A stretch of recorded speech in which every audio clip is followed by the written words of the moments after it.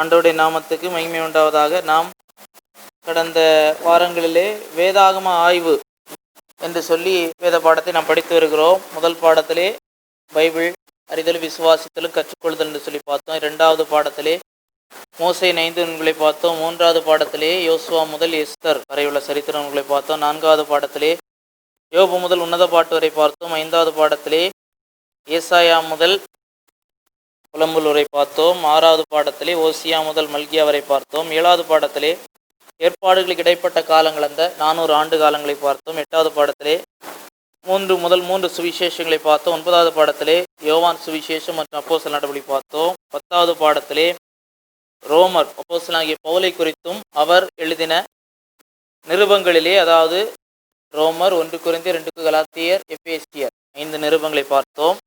இன்னும் 8 நிருபங்களை ரோமர் எழுதினார்.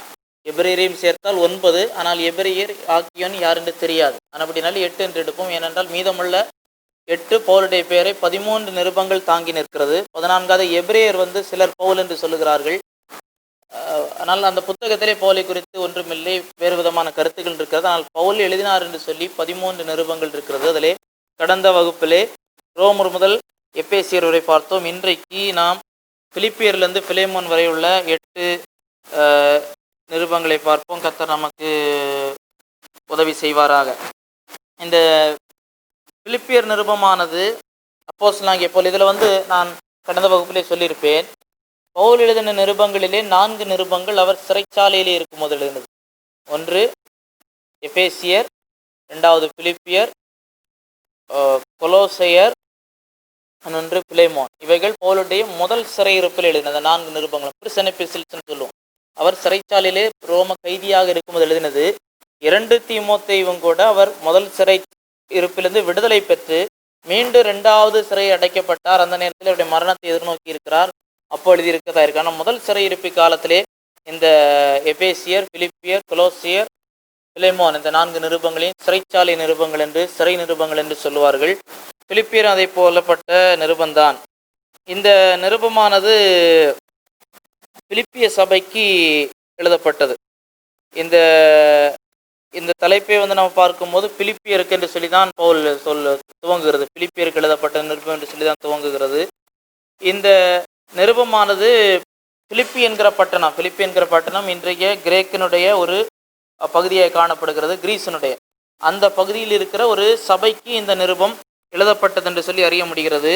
இது எழுதப்பட்ட காலம் கிபி 60லிருந்து 61 வரைன்னு நம்ம சொல்ல முடியும். ஏனென்றால் நம்ம அந்த 60-61 காலத்தில் தான் பவுல் ரோமுக்கு கைதியாக அங்கு சென்று அங்கு இருக்கும்போது எழுதுகிறார் சொல்ல பார்க்கிறோம்.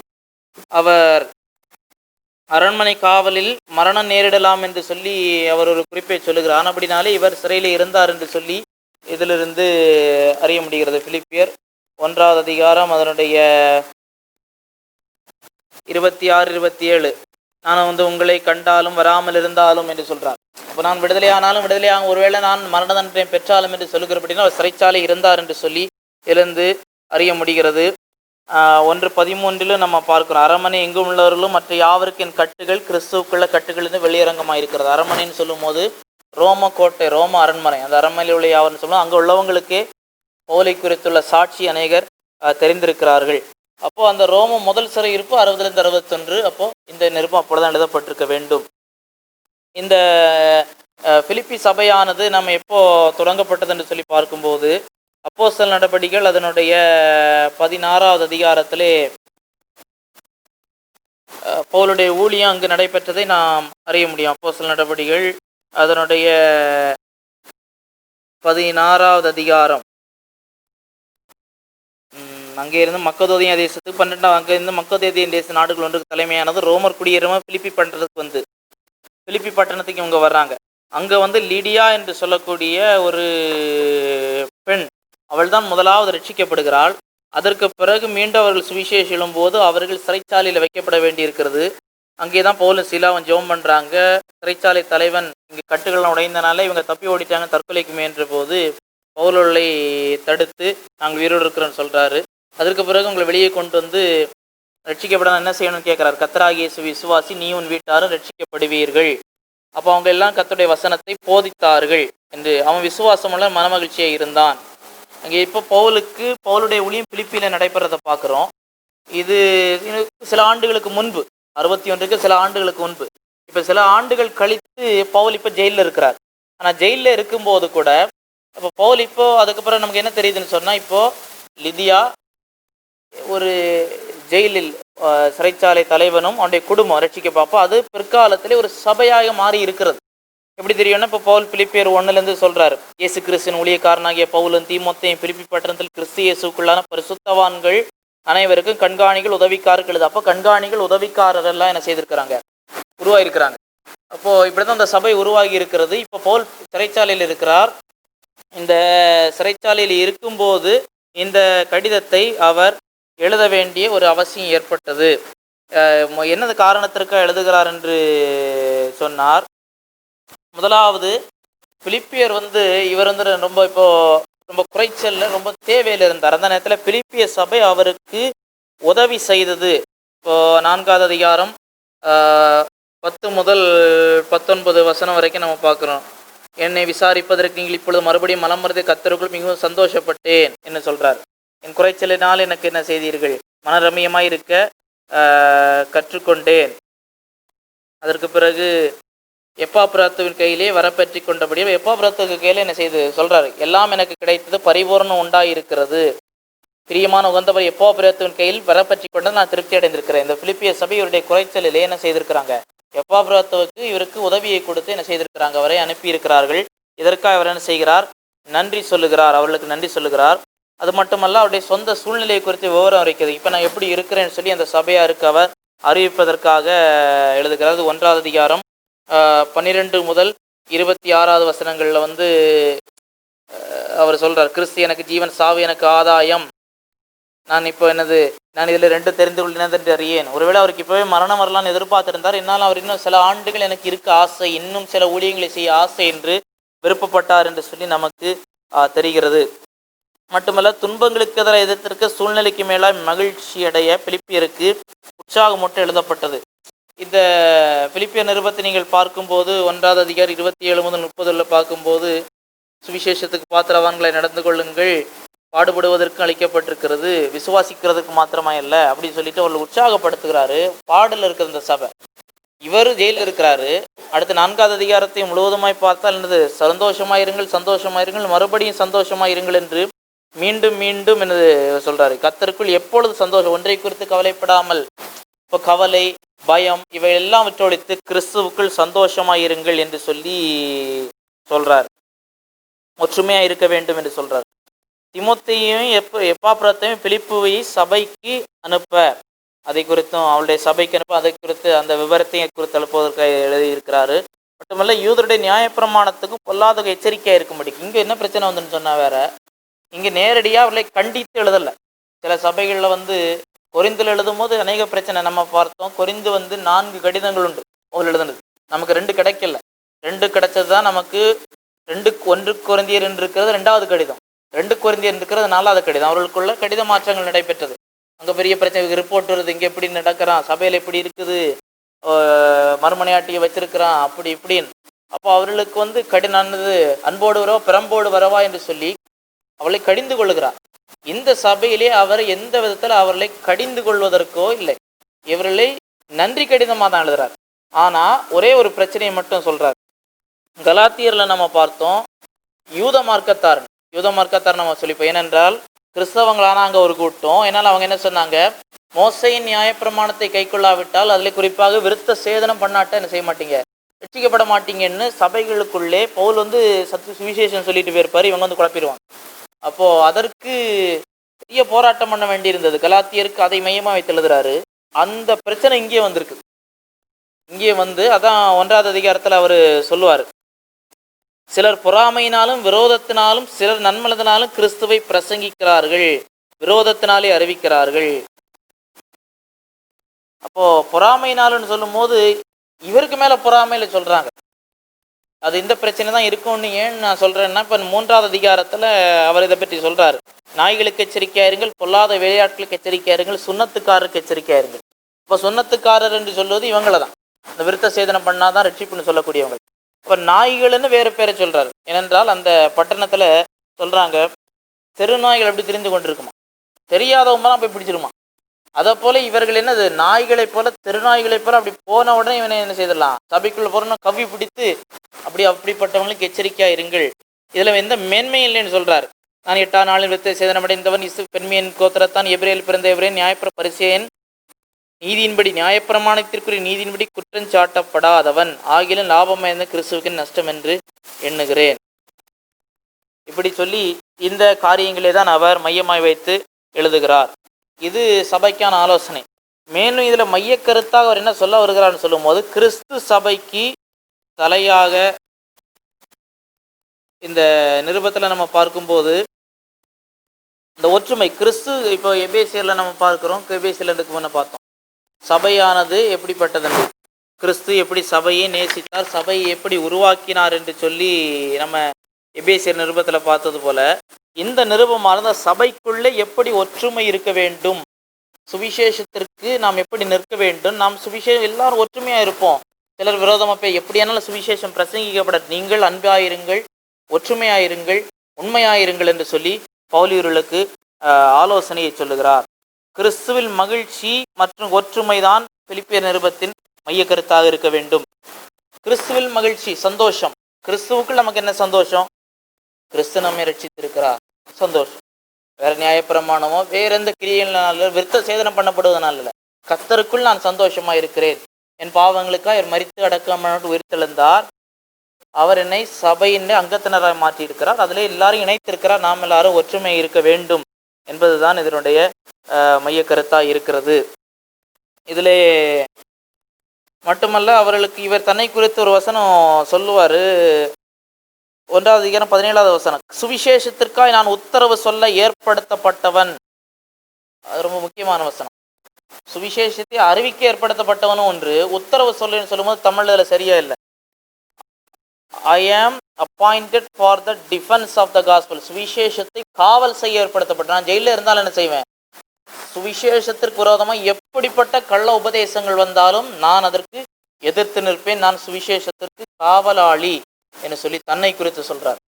நான் ஜெயிலில் இருந்தாலும் நான் என்ன செய்வேன், என்னால் முடிந்ததை எச்சரிப்பூட்டுவேன். 27ஆம் வசனத்துல சொல்றார், நான் வந்து உங்களை கண்டாலும் வராமலும் நீங்கள் ஒரே ஆவியின் உறுதியை நின்று ஒரே ஆத்தும் சுவிசேஷத்தின் விசுவாசத்திற்காய் போராடி எதிர்க்கிறவர்களோ ஒன்று மருளாதிருக்கலை உங்களை குறித்து நான் கேள்விப்படும்படி எவ்விதத்திலும் சுவிசேஷத்திற்கு பாத்திரமாக நடந்து கொள்ளுங்கள். அப்போ உங்களை குறித்து இப்படிப்பட்ட எந்த, நான் சொன்னது இந்த இதை தான் இருக்கும், அந்த யூத மார்க்கத்தாருடைய போதனையாக தான் இருக்கும். அப்படி வந்து நான் வந்தனோ வரலையோ, நான் ஒருவேளை வராமல் இருந்தாலும் நீங்கள் சுவிசேஷத்திற்கு கூட போராட வேண்டும், எதிர்க்கிறவர்களோ ஒன்று மருளாதிருக்கிறீர்கள், உங்களை பற்றி என்ன செய்யணும், நான் எனக்கு கேள்விப்படணும்னு சொல்றார். நீங்க அசைய மாட்டீங்க, விசுவாசத்தில் எந்த கள்ள உபதேசம் வந்தாலும் அசைய மாட்டீங்கன்னு சொல்லி என்ன செய்யணும், உங்களை குறித்து கேள்விப்படணும். இயேசுவை குறித்து அவருடைய ஊழியத்தையும் அவருடைய மாம்ச வெளிப்பாட்டு அந்த அவருடைய உலக ஊழியத்தை நோக்கத்தை குறித்து மிக தெளிவாக இந்த சுவிசேஷத்துல இருக்கிறது. அதாவது பிலிப்பியர் 2ஆம் அதிகாரம் 6 முதல் 11, அவனானவன் தனக்கானவைகளில் பிறனுக்கானவைகளை நோக்குவானாக சொல்றார். அதான் செய்தி. கிறிஸ்து இயேசுவில் இந்த சிந்தியே உங்களுக்கு இருக்கு. அவர் தேவனுடைய ரூபமாக இருந்தது, அதாவது அவர் தேவனுக்கு சமமாய் இருக்கிறார். தேவனுக்கு சமம் கொள்ளையாடின பொருளை எண்ணாமல் தம்மை தாமே வெறுமையாக்கி, அவர் முழுமையான தேவனாயிருந்தார், அவர் தேவனாவியா இருக்கிறார். அவர் வெறுமையாக்கி, அதாவது தன்னுடைய முழு தெய்வீகத்தை பயன்படுத்தாமல் அவைகளை என்ன செய்கிறார், ஒரு முட்டைக்குள்ளே எப்படி கோழி குஞ்சு இருக்குமோ அப்படி தன்னுடைய மகிமை அவர் மறைத்து கொண்டு அடிமையின் ரூபத்தில் வந்தார். எப்படி மனித ரூபத்தை எடுத்துக்கொண்டார், தன்னுடைய தெய்வீகத்துக்கு பிதாவுக்கு சமம் என்றாலும் நம்மை ரட்சிக்க வேண்டும் என்று சொல்லி தாழ்த்தி மேலிருந்து கீழே இறங்கி வந்து ஒரு விழுந்து போன மனிதனுடைய பாவ சரீரத்தின் சாயலை எடுத்துக்கொண்டார். மனுஷரூபமாய் காணப்பட்டு மனிதனாக வந்து சிலுவையின் மரண பரியந்தம் தாழ்த்தினார் நம்முடைய ரட்சிப்புக்காக. ஆனபடியா தாழ்த்தினபடினாலே பிதாவாகிய தேவன் அவரை உயர்த்தினார். அதாவது உயர்த்தினார் என்று சொல்லும் போது அவருடைய சரீரம் அழிவை காணாத சரீரம். முதல்ல வரும்போது அவர் எடுத்துக்கொண்ட சரீரம் எப்படி, களைப்படைந்த சரீரம், பலவீனமான சரீரம், பசி எடுக்கக்கூடிய சரீரம், ஆனால் அது பாடுபட்ட சரீரம். ஆனால் அவர் உயிர்த்தெழும்போது அந்த சரீரம் உயர்த்தப்பட்டது மட்டுமல்ல, அந்த இயேசு என்கிற அந்த பெயர் வானம் பூவில் எல்லா நாமத்திற்கு மேலான உயர்வை பெற்றிருக்கிறது என்று சொல்லி அறிய முடிகிறது. பிதாவானவர் இயேசுடைய தெய்வீகத்தை உயர்த்தலை. தெய்வீகத்தை உயர்த்தவும் முடியாது, தாழ்த்தவும் முடியாது. அது மாறாதது. அதில் எதுவும் கூடவும் முடியாது, குறைக்க முடியாது. இல்லாதல் ஒன்று என்னது? மனிதத்தன்மை. இதே இயேசு கிறிஸ்துவிடத்தில் இல்லாதிருந்தது, குமாரனிடத்தில் இல்லாதிருந்தது. உலகத்தில் வரும்போது எடுத்தார், அடிமையின் ரூபத்தில் எடுத்தார், நம்முடைய ரட்சிப்பின் கிரியை செய்து முடித்தார், கீழ்ப்படிந்தார். ஆனபடினாலே அந்த மனித சரீரம் இன்றைக்கு அவருடைய தெய்வீகத்தன்மைக்கோடு இணைந்து போகும்படிக்கு, அந்த தெய்வீகத்தன்மைக்கு அந்த உயர்த்தப்பட்டு இன்றைக்கு மகிமை அடைந்தவராக அவர் இருக்கிறார். எல்லா நாவுகளும் அறிக்கையிடும் வண்ணமாக அது நிறைவேறப் போகிறது என்று சொல்லி இயேசுவை குறித்து இதை இப்படி தெளிவாக, இது ஒரு பாட்டு, ஆதி சபையில் இது ஒரு பாட்டாக இருந்ததுன்னு சொல்லப்படுகிறது. அப்போ இயேசு குறித்து விசுவாசிகளின் ஜீவன் 1:21, பூரண மாதிரி 2:4-5, நம்முடைய சரீரத்தை அவருடைய சரீரத்தை போல மாற்றுவார். யோவான் சொல்லுவார், அவருக்கு ஒப்பா இருப்போம்னா அவருக்கு நம்ம தெய்வத்துவத்தில் ஒப்பாக முடியாது. என்ன ஒப்பாவோன்னு இங்கே 3ஆம் அதிகாரத்தில் சொல்றாரு. நம்முடைய அற்பமான சரீரத்தை தம்முடைய மகிமையான சரீரத்திற்கு ஒப்பாக மறுரூபப்படுத்துவார். நம்முடைய அற்பமான சரீரம் அவருடைய மகிமையின் சரீரத்திற்கு தன்மையை போல மாற்றப் போகிறது. எல்லா சூழ்நிலைகளிலும் அவர் பலன் தருகிறவர். என்னை பலப்படுத்துகிற கிறிஸ்துவினாலே எல்லாவற்றையும் செய்ய பலன் உண்டு. 4:13. இது பணத்தை பற்றி அவங்க சொல்றார். குறைச்சல் இருக்கிறார். இந்த குறைச்சல் இருந்தாலும் இந்த குறைச்சல்லையே நான் ஊழியம் செய்யறதுக்கு கர்த்தர் என்னை பலப்படுத்தக்கூடியவர் என்று சொல்லி இதுல கடைசியில் பிலிப்பியர் ஆசீர்வதிக்கிறார். என் தேவன் தம்முடைய ஐஸ்வர்யத்தின் உங்கள் குறைவையெல்லாம் கிறிஸ்து இயேசுவுக்குள் மகிமையிலே நிறைவாக்குவார். குறைச்சல்ல இவருக்கு கொடுத்தாங்க. அதை அவர் எந்த சபையும் சொல்றாரு, கொடுக்கல் வாங்கல் விஷயத்தில் நீங்கள் மாத்திரம் உடன்பட்டதே இல்லாமல் வேறொரு சபையும் உடன்பட்டதில்லை என்று சொல்றார். இடையில 3ஆம் அதிகாரத்தில் மீண்டும் சொல்றாரு, என்னுடைய பின்பற்றுகளாகி மாதிரியாக இருங்கள், வேறு விதமாய் நடக்கிறார், கிறிஸ்துவின் சிலுவைக்கு பகைஞர் என்று சொன்னேன், அவளுடைய தேவன் வயிறு. அவங்க வயிற்றுக்காக சிலர் ஊழியம் செய்கிறாங்க. எதிர் அந்த கொள்கையை பரப்புகிறவர்கள் கள்ளோபதேசிகள் யாராக இருந்தாலும் வயிற்றுக்கு ஊழியம் செய்யும். அவருடைய தேவன் வயிறு. இதுதான் பிலிப்பியர் நிருபத்தினுடைய செய்தி. நீங்கள் எல்லாரும் சந்தோஷமா இருங்க, ஒற்றுமையா இருங்க. நான் சிறைச்சாலையில் இருக்கிறேன். அரண்மனையில் உள்ளவங்களுக்கே தெரியுது, சுவிசேஷமோ கட்டப்பட்டிருக்கவில்லை, நான் கட்டப்பட்டிருக்கிறேன். என்றாலும் சுவிசேஷத்துக்கு நான் காவலாளி என்பதனாலே நான் உங்களுக்கு நினைப்பூட்டுகிறேன். ஒரு பக்கம் சந்தோஷமா இருங்க, உண்மையா இருங்க, கர்த்தருடைய அன்பில் நிலைத்திருங்கள். இன்னொரு பக்கம் கள்ள உபதேசங்களுக்கு என்னோட கூட போராடுங்கள், எதிர்த்து நெல்லுங்கள் என்று சொல்லுகிற இடையிலே இயேசு கிறிஸ்துவின் நபரை குறித்து தெளிவாக சொல்லுகிறார். இல்லை, இங்கே உள்ளவர்கள் வருத்தப்பட்டார்கள். பவுல் எப்படி இருக்கிறாரோ, என்ன ஆயிற்றோ என்று சொல்லி இவர்கள் வருத்தப்பட்டார்கள். ஆனால் அவர் என்ன செய்கிறார்? இவங்களை தேற்றுகிறார். நீங்க கவலைப்படாதீர்கள், நான் இருப்பேனோ, என்னுடைய ஆசை என்னது? தேகத்தை விட்டு கிறிஸ்துவோடு இருப்பதற்கு. ஆனாலும் நான் இருந்தேன்னா உங்களுக்கு என்னென்ன செய்யும்? பிரயோஜனமா இருக்கும். மட்டுமல்ல, நான் இருப்பதனாலே என்னுடைய கிரியைகளுக்கு, என் சரீரத்தில் பிழைத்திருக்கிறதுனால என் கிரியைக்கு பலன் உண்டு. நான் எவ்வளோ நாள் இருந்து ஊழியம் செய்யறேனோ அத்தனை நாளுக்குரிய ரிவார்டு எனக்கு என்ன செய்யும்? கிடைக்கும். ஆனால் அப்படினாலே நான் இதில் எப்போ எதை தேர்ந்தெடுக்கிறது? இப்போ போயிட்டேன்னா இயேசுவோட இருப்பேன். ஆனால் இருந்தேன்னா உங்களுக்கும் ஆசீர்வாதம் உண்டு, என்னுடைய கிரியைக்கும் ரிவார்டு என்ன செய்து கொண்டிருக்கோம், கூடிக்கொண்டே இருக்கும். நான் என்ன தெரிந்து கொள்ளுக அறியேன். அவர் ஒரு பக்கம் மறித்துடுவேன்னு நினைச்சாரு. ஆனால் கர்த்தர் அவரை அந்த கேஸ்லேருந்து விடுதலையாக்கினார். விடுதலையாக்கி ஒரு 5-6 ஆண்டுகள் நின்னும் அவர் ஊழியம் செய்து 2வது தடவை தான் அவர் என்ன செய்தார்? மரித்தார். இந்த நிருபத்தில் 1ஆவது அதிகாரம் 1 முதல் 11 வாழ்த்து மற்றும் நன்றி கூறுகிறாரு. 12 முதல் 30 வரைக்கும் கிறிஸ்துவை குறித்து பிரசங்கிக்கிறாரு, பிரசங்கிப்பதை குறித்து சொல்றாரு. ரோமாபுரியில் அவருடைய நிலையை பற்றி சொல்கிறாரு. 2வது அதிகாரம் 1-30 வரைக்கும் கிறிஸ்தவ வாழ்க்கையுடைய மாதிரி, கிறிஸ்துடைய சிந்தை எப்படி பெற்றிருக்கணும், அதில் இயேசு கிறிஸ்துடைய நபரை குறித்து சொல்றாரு. கிறிஸ்துவின் அறிவை பெற்றிருக்க வேண்டும். 3ஆம் அதிகாரம் 1 முதல் 21 வரைக்கும். அடுத்து 4ஆம் அதிகாரத்திலே கிறிஸ்துவின் சமூகத்தை அறிந்திருக்க வேண்டும், சமாதானத்தை குறித்து சொல்கிறார். அடுத்த புத்தகம் கொலோசியரின் புத்தகம். இந்த புத்தகமானது 1ஆவது அதிகாரம் 2ஆம் வசனத்தில் கொலோசே பட்டணத்தில் என்று சொல்லி சொல்றபடினா, இது இந்த கொலோசே இன்றைய துருக்கி தேசத்தில் இருக்குது, கொலோசே என்கிற பட்டணம். அப்போ இந்த காலகட்டமும் நான் கடந்த நிருபத்திலே சொல்லிவிட்டேன், இந்த 60-61 வாக்கிலே தான் இதுவும் எழுதப்பட்டிருக்க வேண்டும். இந்த புத்தகத்தின் நோக்கம் என்னவென்று சொன்னால், சரீரமாகிய சபைக்கு இயேசு தலைவராயிருக்கிறார், கிறிஸ்து போதுமானவர் என்கிற செய்தி. இயேசு போதுமானவர். சபைக்கு இயேசு கிறிஸ்து என்கிற மனிதனும் தேவனுமாய் இருக்கக்கூடிய நபர் போதுமானவர் என்கிற ஒரு செய்தி வருகிறது. இதில் பவுல் இயேசு கிறிஸ்துடைய முழுமையான ஒரு சித்திரத்தை காட்டுகிறார். மட்டுமல்ல, இயேசு மனிதனாக இருந்து எல்லா வேலைகளையும் செய்து முடித்தபடினாலே அவருக்குள் நாம் பூரணமாக்கப்பட்டிருக்கிறோம்.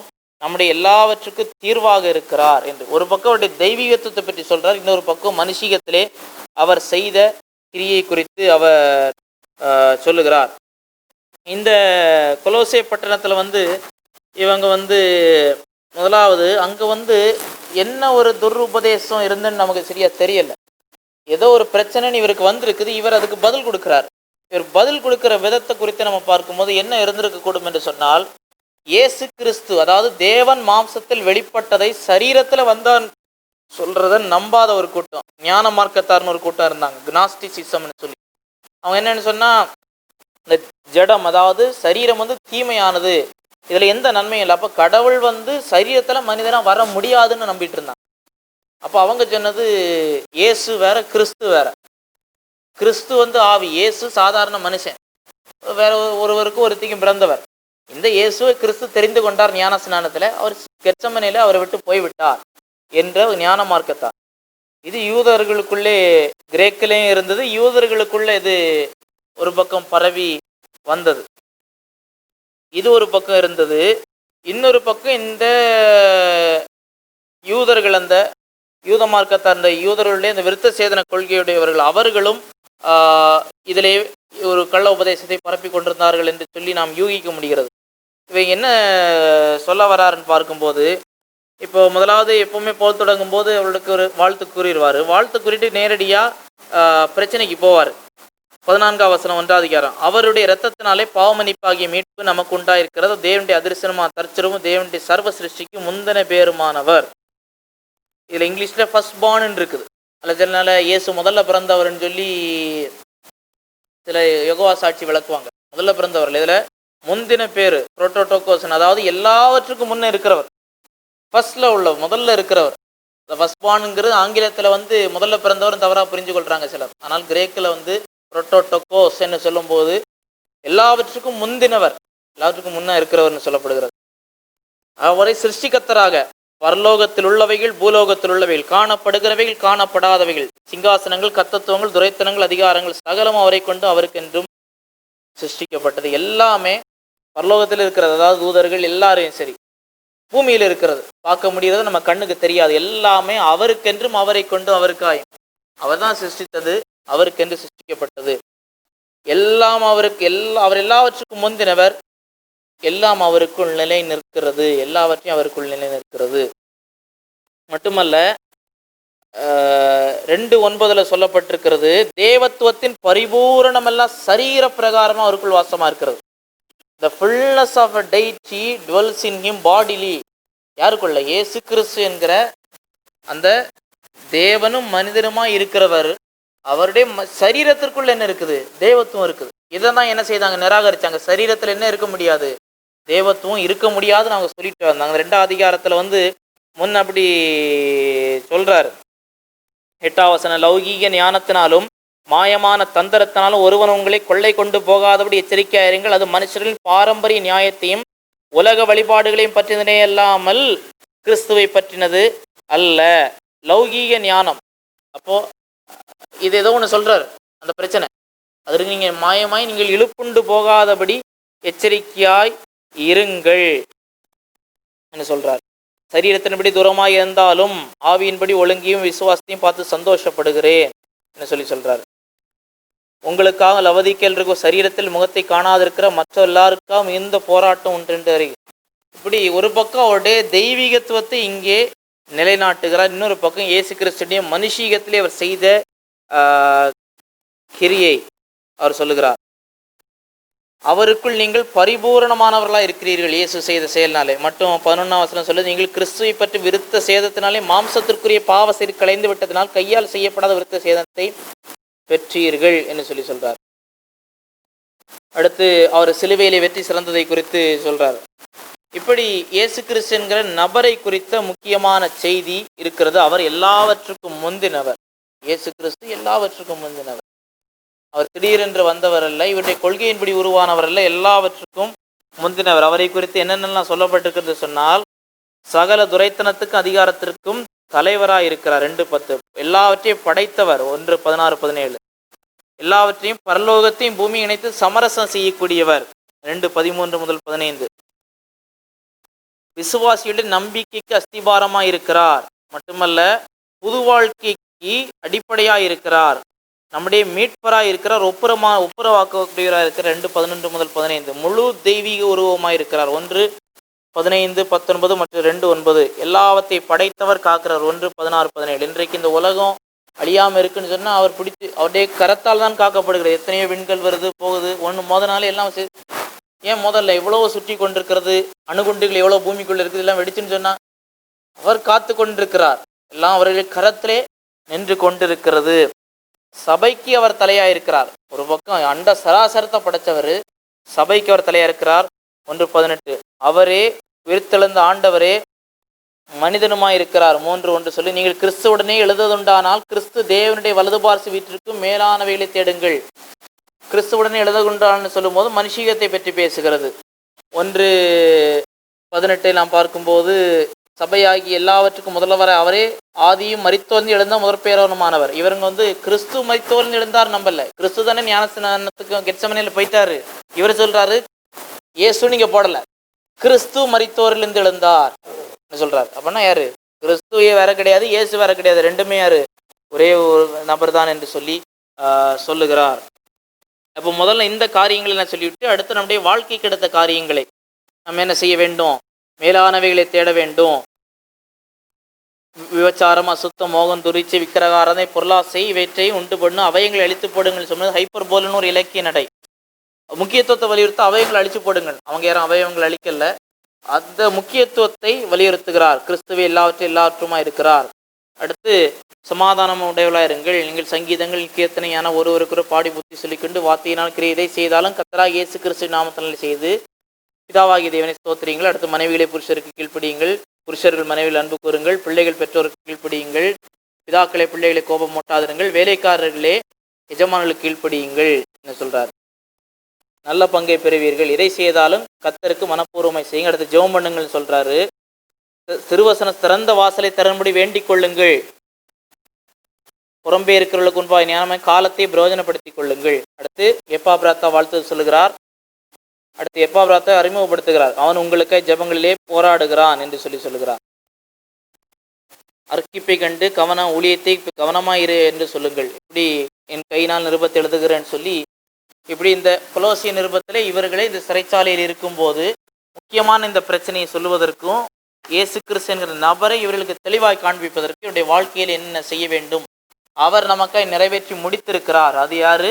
இயேசு கிறிஸ்து. அவர் முழுமையான தேவன், முழுமையான மனிதன். இப்போ சுருக்கமாய் பார்க்கும்போது 1:1 முதல் 22:5 வரைக்கும் கோட்பாடு சம்பந்தப்பட்டது, இயேசுடைய நபர் மற்றும் பணியை குறித்தது.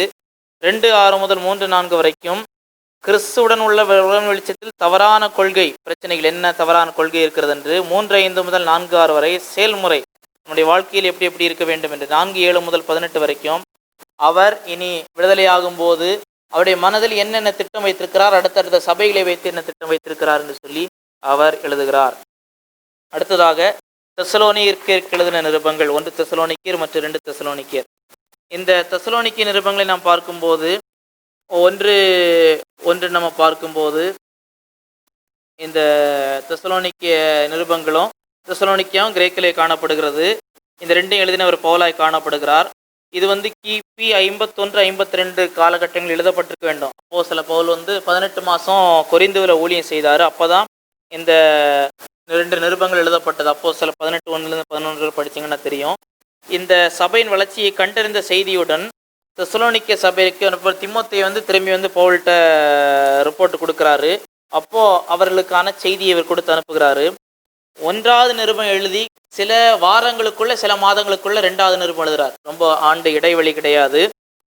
அப்படி பார்த்தா இந்த 2 நிருபங்களும் கிபி 51-52 எழுதப்பட்டிருக்க வேண்டும். இந்த 1 தெசலோனிக்கேயுடைய நோக்கத்தை பார்க்கும்போது, அப்போஸ்தலர் 17:2 நாம் பார்க்கும்போது தெசலோனிக்கே பட்டணத்திலே 3 வாரம் தான் பவுல் இருந்தார். அந்த 3 வாரங்களிலே இந்த நிருபத்தில் அவர் அநேக காரியங்களை அவர் அங்கேயும் பேச முடியவில்லை, இங்கேயும் கொடுக்க முடியவில்லை. தெசலோனிக்கேயர் வாழ்விலே தேவன் செய்த காரியங்களுக்காக நன்றி தெரிவிக்க வேண்டும். தேவனுக்கும் நாங்கள் இடைவிடாமல் நினைவு கூர்ந்து ஜெபிக்கிறோன்னு சொல்றாரு. மட்டுமல்ல, பவுலின் ஊழியத்தை பொய் என்று கூறியவர்களுக்கு, அங்கே 3 வாரம் ஊழியம் செய்யும்போது அவருடைய ஊழியம் தவறு, அவர் பணத்துக்காக செய்கிறாரு, அவர் ஏமாத்த செய்கிறான்னு ஒரு கூட்டம் சொல்றாங்க. உங்களுக்கு தெரிந்திருக்கிறபடி நாங்கள் ஒரு கால இச்சகமான வசனங்களை சொல்லவில்லை, பொருளாசைகளை மாயம் பண்ணவும் இல்லை, தேவனே சாட்சி. அதையும் அவர் சொல்லுகிறார். அதற்காக மட்டுமல்ல, துன்பங்களுக்கு எதிராக நிலைத்து நிற்கவும் மீண்டும் புற இனத்தருடைய பழைய வாழ்க்கைக்கு திரும்பாமல் கிறிஸ்துவுக்குள்ள நிலைத்து நிற்க 3வது அதிகாரம் 2, 3 மற்றும் 4, 1 முதல் 12. மட்டுமல்ல, மரித்த பிறகு நமக்கு என்ன நடக்கும் என்று சொல்லி அவங்களுக்குள்ள அந்த நிறைய கேள்வி வந்தது. அதுதான் அவங்களுடைய முக்கியமானது. மரித்த பிறகு எங்கே போவோம், உயிர்த்தெழுதல் எப்போ, இயேசுடைய வருகை எப்போ, அதை குறித்த கேள்விகளுக்கு பதிலளிப்பதற்கு 4வது அதிகாரம் 1 முதல் 13 வரைக்கும். அடுத்து கர்த்தருடைய நாளை குறித்து எழுப்பின கேள்வி 5, 1 முதல் 11 வரைக்கும். மட்டுமல்ல, அவருடைய வாழ்க்கையில் உருவான பிரச்சனைகளை குறித்து 5வது அதிகாரம் 12, 13 வசனங்களே, நீங்கள் பிரயாசப்பட்டு உங்களுக்கு கர்த்தருக்குள் விசாரணை செய்கிறவர்களாக இருந்து உங்களை புத்தி சொல்களை மதித்து அவருடைய கிரியில் மித்து அன்பாய் வேண்டிக் கொள்ளும்படி வேண்டிக் கொள்கிறோம், உங்களுக்குள்ளே சமாதானமாயிருங்கள். 19, 20 வசனம், ஆவி அவைத்து போடாதிருங்கள், தீர்க்க தரிசனங்களை அற்பமாய் எண்ணாதிருங்கள். இப்படி சில ஆலோசனைகளை இந்த தெசலோனிக்கே சபைக்கு கொடுக்கும்படிக்கு பவுல் எழுதுகிறார். இதில் இயேசு கிறிஸ்துவை குறித்து ஒவ்வொரு அதிகாரமும் அவருடைய வருகை குறித்த குறிப்புகளை கொண்டுள்ளது. அதாவது, அவர் வரும்போது நம்மை கோபாக்கினையிலிருந்து விடுதலை செய்வார். 1வது அதிகாரம் 10வது வசனம் 5, 14 முதல் 11. வெகுமதி அளிப்பார் 2, 19. நம்மை பூரணப்படுத்துவார் 3, 13. நம்மை உயிரோடு எழுப்பார் 4, 13 முதல் 18. விசுவாசிக்கிற யாவரையும் பரிசுத்தமாக்குவார் 5, 23. சமாதானத்தின் தேவன் தாமே உங்களை பரிசுத்தமாக்குவாராக. இயேசு கிறிஸ்துவை குறித்து சொல்லப்பட்டிருக்கிறது. அப்போ இந்த நிருபத்திலே குறிப்பாக அவருடைய மரித்தோரிலிருந்து அவர் எழுந்தார், நீங்கள் ரட்சிக்கப்பட்டீர்கள், அதற்காக முதலாவது பவுல் நன்றி சொல்லிவிட்டு 2வது அதிகாரத்திலே நாங்கள் அவருடைய ஊழியத்தை தவறு என்று சொன்னவர்களுக்கான பதிலை கொடுக்கிறார். எப்படி நான் உங்களுக்கு சுவிசேஷத்தை நான் உங்களுக்கு சொன்னதுனாலே நீங்கள் என்ன சொல்றார் 2வது 18வது, நீங்கள் மனுஷ வசனமாக ஏற்றுக்கொள்ளாமல் தேவ வசனமாக ஏற்றுக்கொண்ட தேவனுக்கு நன்றி சொல்ற, அது மெய்யாகவே தேவ வசனம்தான் சொல்றார். நான் சொன்னது தேவனுடைய வசனம், மனுஷ வசனமா ஏற்றுக்கொள்ளல, தேவனுடைய வசனமா ஏற்றுக்கொண்டீர்கள், அப்படி இருக்கக்கூடாதுன்னு சொல்லலை. அவர் எழுதுனது உண்மையாகவே அவர் சொன்னது தேவனுடைய வார்த்தை என்று அவர் சொல்றார். அது தேவ வசனம் தான் சொல்றார், பலன் செய்கிறது. அடுத்து அதில் முக்கியமாக தான் வரும்போது 4வது அதிகாரத்தில் தான் தேவனை குறித்து சொல்லப்பட்டிருக்கிறது, அவருடைய வருகை குறித்து சொல்லப்பட்டிருக்கு. நீங்கள் பரிசுத்தமாக வேண்டும் என்பதே தேவனுடைய சித்தமாக இருக்கிறது, வேசி மார்க்கத்துக்கு விலகி இருங்கள், மோக இச்சைக்கு உட்படாமல் சரீரத்த பாண்டத்தை பரிசுத்த கனமாய் ஆண்டுபடி நிறைந்து இந்த விஷயத்தில் ஒருவனும் மீறாமல் வஞ்சியாமல் இருக்க வேண்டும், கர்த்தர் நீதியை சரி கட்டுகிறவர். அப்படி சொல்லிட்டு தான் என்ன சொல்றாரு, இயேசுவுக்குள் நித்திரை அடைந்தவர்களையும் அவர் கூட கொண்டு வருவார். அதாவது உயிர்த்தெழுதலில் அவர் சொல்றார், நம்ம இப்போ மரிக்கிறோம், இப்போ மரிச்சிட்டோம்னா நம்முடைய ஆவி கர்த்தர் இடத்துல போயிரு, நம்ம அவர்கிட்ட இருப்போம். நம்முடைய உயிர்த்தெழுதல் என்ன நடக்கும்னா, நம்முடைய சரீரம் கல்லறைகளை விட்டு, கல்லறையில் இருந்தாலும் சரி, எரிஞ்சு போனாலும் சரி, கடலுக்குள்ள கடந்தாலும் சரி, அந்த சரீரம் உயிர் பெற்று வரும். இயேசு வரும்போது நம்முடைய ஆவிகள் அவரோடு கூட வரும். ஒரு இமைப்பொழுதிலே நம்முடைய சரீரமும் ஆவியும் என்ன செய்துவிடும், ஒன்றோடு ஒன்று இணைந்து கொள்ளும். அப்போ முதலாவது அப்படியே இயேசுவுக்குள் நித்திரை அடைந்தவர்களையும் தேவன் அவரோட கூட கொண்டு வருவார். அப்போ இயேசுவை தேவன் சொல்றார், இயேசுவுக்குள் நித்திரை அடைந்து தேவன் கூட கொண்டு வருவார். பிதாவாகிய தேவன் வர்றதில்லை, இயேசு வருகிறார், ஆனால் தேவன் கூட கொண்டு வருவார். அப்போ நம்ம மரித்தால் என்ன செய்வோம், அவர் வரும்போது நம்முடைய ஆவிகள் வரும், ஒரு நமக்கு பார்க்க முடியாத நேரத்தில் நம்முடைய சரீரமும் ஆவியும் இணைந்து கொண்டு நம்ம எப்படி ஆயிடுவோம், நம்முடைய மகிமையின் சரீரம் உடையவர்களாக மாறிவிடுவோம். அப்போதான் சொல்றாரு, கர்த்தர் தாமே பிரதான ஆரவாரத்தோடும் பிரதான சத்தம் தேவ வானத்தில் இறங்கியவரால் கிறிஸ்துவுக்குள் மரித்தவர் முதலாவது எழுந்திருப்பார்கள், பின்பு உயிரோடு இருக்கும் நாமும் கர்த்தருக்கு எதிர்கொண்டு போக மேகங்களோட எடுத்து இவ்விதமாக எப்பொழுதும் கர்த்தரோடே இருப்போம். வார்த்தைகளால் ஒவ்வொருவரையும் நீங்கள் செய்யுங்கள், தேற்றுங்கள். இது எப்படி நடக்கும்னு சொல்றாரு. கிறிஸ்துவுக்குள் மரித்தவர் தான் ஃபர்ஸ்ட் உயிரோடு எழும்புவாங்க. கிறிஸ்துவுக்குள் மரித்தவர்கள், அதாவது உயிரோடு இருக்கிற நாம். அதாவது பவுல் என்ன சொல்றாருன்னா, இன்னைக்கு வந்தாருன்னா, அவருக்கு இன்னைக்கு வருவாருன்னு போல் தெரியாது. இன்னைக்கு வந்தாருன்னா முதல்ல எனக்கு முன்ன மரித்தவங்க என்ன செய்வாங்க, எழும்புவாங்க. உயிரோடு இருக்கிற நம்ம என்ன செய்வோம், நமக்கு ஆவியும் சரீரம் இணைய தேவையில்லை, இங்கே தான் இருக்குது. அப்போ நாம் அடுத்த இமைப்பொழுது அவங்க எழும்பின அடுத்ததில் நம்ம என்ன செய்கிறோம், மறுரூபமாகி விடுவோம். மறுரூபமாகி அவரை மத்திய ஆகாயத்திலே சந்திப்போம். கர்த்தருடைய இவைகளால் ஒவ்வொருவரும் தேற்றுங்கள் என்று சொல்றார். அடுத்து கர்த்தருடைய நாள். ஏற்பாட்டிலே கர்த்தருடைய நாள்னு இருக்கிறது. கர்த்தருடைய நாள்னு சொன்னால் வேற ஒன்றும் கிடையாது. கர்த்தர் என்றைக்கு தான் சொன்ன வேலையை நடத்துறாரோ அதான் கர்த்தருடைய நாள். கர்த்தருடைய நாள் இரவில் திடீர்னு வருகிறதுமாய் வரும், திடீர்னு வரும். உங்கள் வெள்ளியும் பொண்ணும் தப்பு வைக்க மாட்டாது பழைய ஏற்பாட்டெல்லாம் வருது. கர்த்தருடைய நாள் சொன்ன உடனே எல்லாம் ரெண்டாம் வருகை இல்லை. கர்த்தருடைய நாள் என்பது சூழ்நிலையை பார்க்கணும். புதிய ஏற்பாட்டில் கர்த்தருடைய நாள்னு சொல்லும்போது அந்த வெள்ளை சிங்காசன நியாய தீர்ப்பு பற்றியும் சொல்லியிருக்கிறது. கர்த்தர் அது திடீர்னு சடுதியில் வரும். அப்படி வரும்போது சமாதானம் சைக்கியம் உண்டுன்னு சொல்லும் போது கற்போதியான வேதனை வருகிறவர்கள் சடுதியாக அவர்கள் தப்பி போவதில்லை என்று சொல்றார். அப்போ கர்த்தருடைய அந்த வருகை வரும்போது திடீரென்று அவர் சடுதியிலே அவர் நியாயம் விசாரிக்கிறவராய் இருக்கிறார். சுருக்கு குறிப்புகளாக 1:1 முதல் 3:13 முதல் கடந்த காலம் விசுவாசத்தின் கிரியை என்று சொல்லி அவருடைய கடந்த காலத்தை குறித்து அவர் அநேக காரியங்களை பேசுகிறார். அவருக்கு எழுப்பப்பட்ட கேள்விகள் பதில். 4ஆம் அதிகாரம் 1:12 முதல் இப்பொழுது இருக்கக்கூடிய காரியங்கள், அன்பை குறித்து சகோதர ஸ்நேகி இப்போ விடுங்கள். 4:13, 5:28 வரைக்கும் எப்படி இருக்க வேண்டும். முதலாவது நீங்கள் முன்ன எப்படி இருந்தீங்க அதெல்லாம் சொல்லிட்டு வர்றாரு.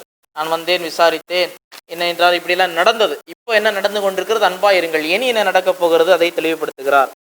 2 தெசலோனிக்கேயரும் இதையும் பவுல் தான் எழுதினாரு. நான் சொன்னது போல காலகட்டமோ அதை எழுதின ஒரு 6 மாதத்திற்குட்பட்டதை தான் இருக்க வேண்டும் என்று சொல்லி தோன்றுகிறது. இங்கே அதிகமான உபத்திரம் அப்பொழுது இருந்தது.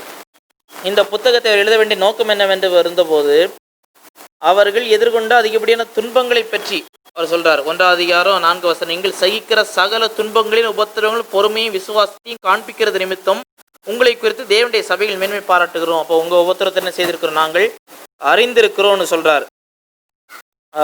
மட்டுமல்ல, கர்த்தருடைய நாள் குறித்து இதை குறித்து பவுலின் பெயரால் தவறாக எழுதப்பட்ட கடிதம் மற்றும் போதனையை திரித்து கூறுதல். அன்றியும் சகோதரரே, 2ஆம் அதிகாரம் 1 நம்முடைய கர்த்தராகிய இயேசு கிறிஸ்துவின் வருகையும் நாம் அவரிடத்தில் சேர்க்கப்படுவதையும் குறித்து நான் உங்களை வேண்டிக் கொள்ளுகிறது என்றால், ஒரு ஆவியினாலாவது வார்த்தையினால எங்களிடத்துல வந்ததாய் தோன்றுகிற ஒரு நிருபத்தினாலாவது கிறிஸ்துவனுடைய நாள் சமீபமாக இருக்கிறதாய் சொல்லப்பட்டால் உடனே சஞ்சலப்படாமலும் கலங்காமலும் இருங்கள். இப்போ இவருக்கு பேரை வச்சோ இல்லை இவங்க டீமுக்கு பேரை வச்சோ ஒரு லெட்ரு போயிட்டு, கர்த்தருக்கனால எப்போ வரும், இப்போ வந்துடும், அப்போ என்னது இப்போ வந்துருமா, எப்போ போவான், இப்போ செத்து போனவன் என்னன்னு சொல்லி பெரிய பிரச்சனை. அப்போ நம்ம என்ன செய்யண்டாம், வேலையை ஒரு குரூப் என்ன செய்துட்டு என்ன செய்யண்டாம், இருக்கிற கோழியெல்லாம் அறுத்து சாப்பிட்டுருவோம். கொஞ்சம் வருஷங்களுக்கு முன்னே நடந்தது போல தான் சோம்பேறி ஆயிட்டாங்க நிறைய. ஏசு வரப்பாரு, இனி எந்த வேலை செய்யணும், இனி வீடு கட்டணும். அதான் சொல்றாரு, ஒரு ஆவியினாலாவது வார்த்தையினாலாவது எங்களிடத்திலிருந்து வந்ததாய் தோன்றுகிற ஒரு நிருபத்தினாலாவது கிறிஸ்துவனுடைய நாள் சமீபமா இருக்கிறதாய் சொல்லப்பட்டால் சஞ்சலப்படாமலும் கலங்காமலும் இருங்கள் சொல்றாரு.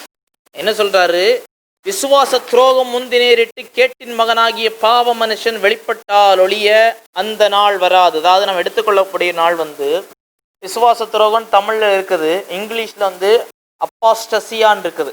அதுல வேத வியாக்கியானர்களுக்குள்ள 2 கருத்து இருக்குது. இதை விசுவாச துரோகம்னா எல்லாம் கடைசியில கெட்டு போவான்னு சொல்றாங்க. ஆனா அப்பாஸ்டசியாவுக்கு இந்த சூழ்நிலையிலிருந்து என்ன சொல்றாங்கன்னா, அப்பாஸ்டசியான டிபார்ச்சர், முதலாவது புறப்பட்டு போன பிறகு.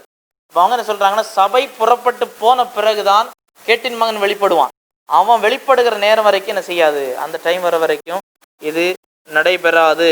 இப்படி ஏதோ உடனே வரப்போகுதுன்னு இவங்க சொன்னனால ஒரு குழப்பம் ஏற்பட்டபடினாலே அவர் உடனே எழுத வேண்டியதாயிடுச்சு.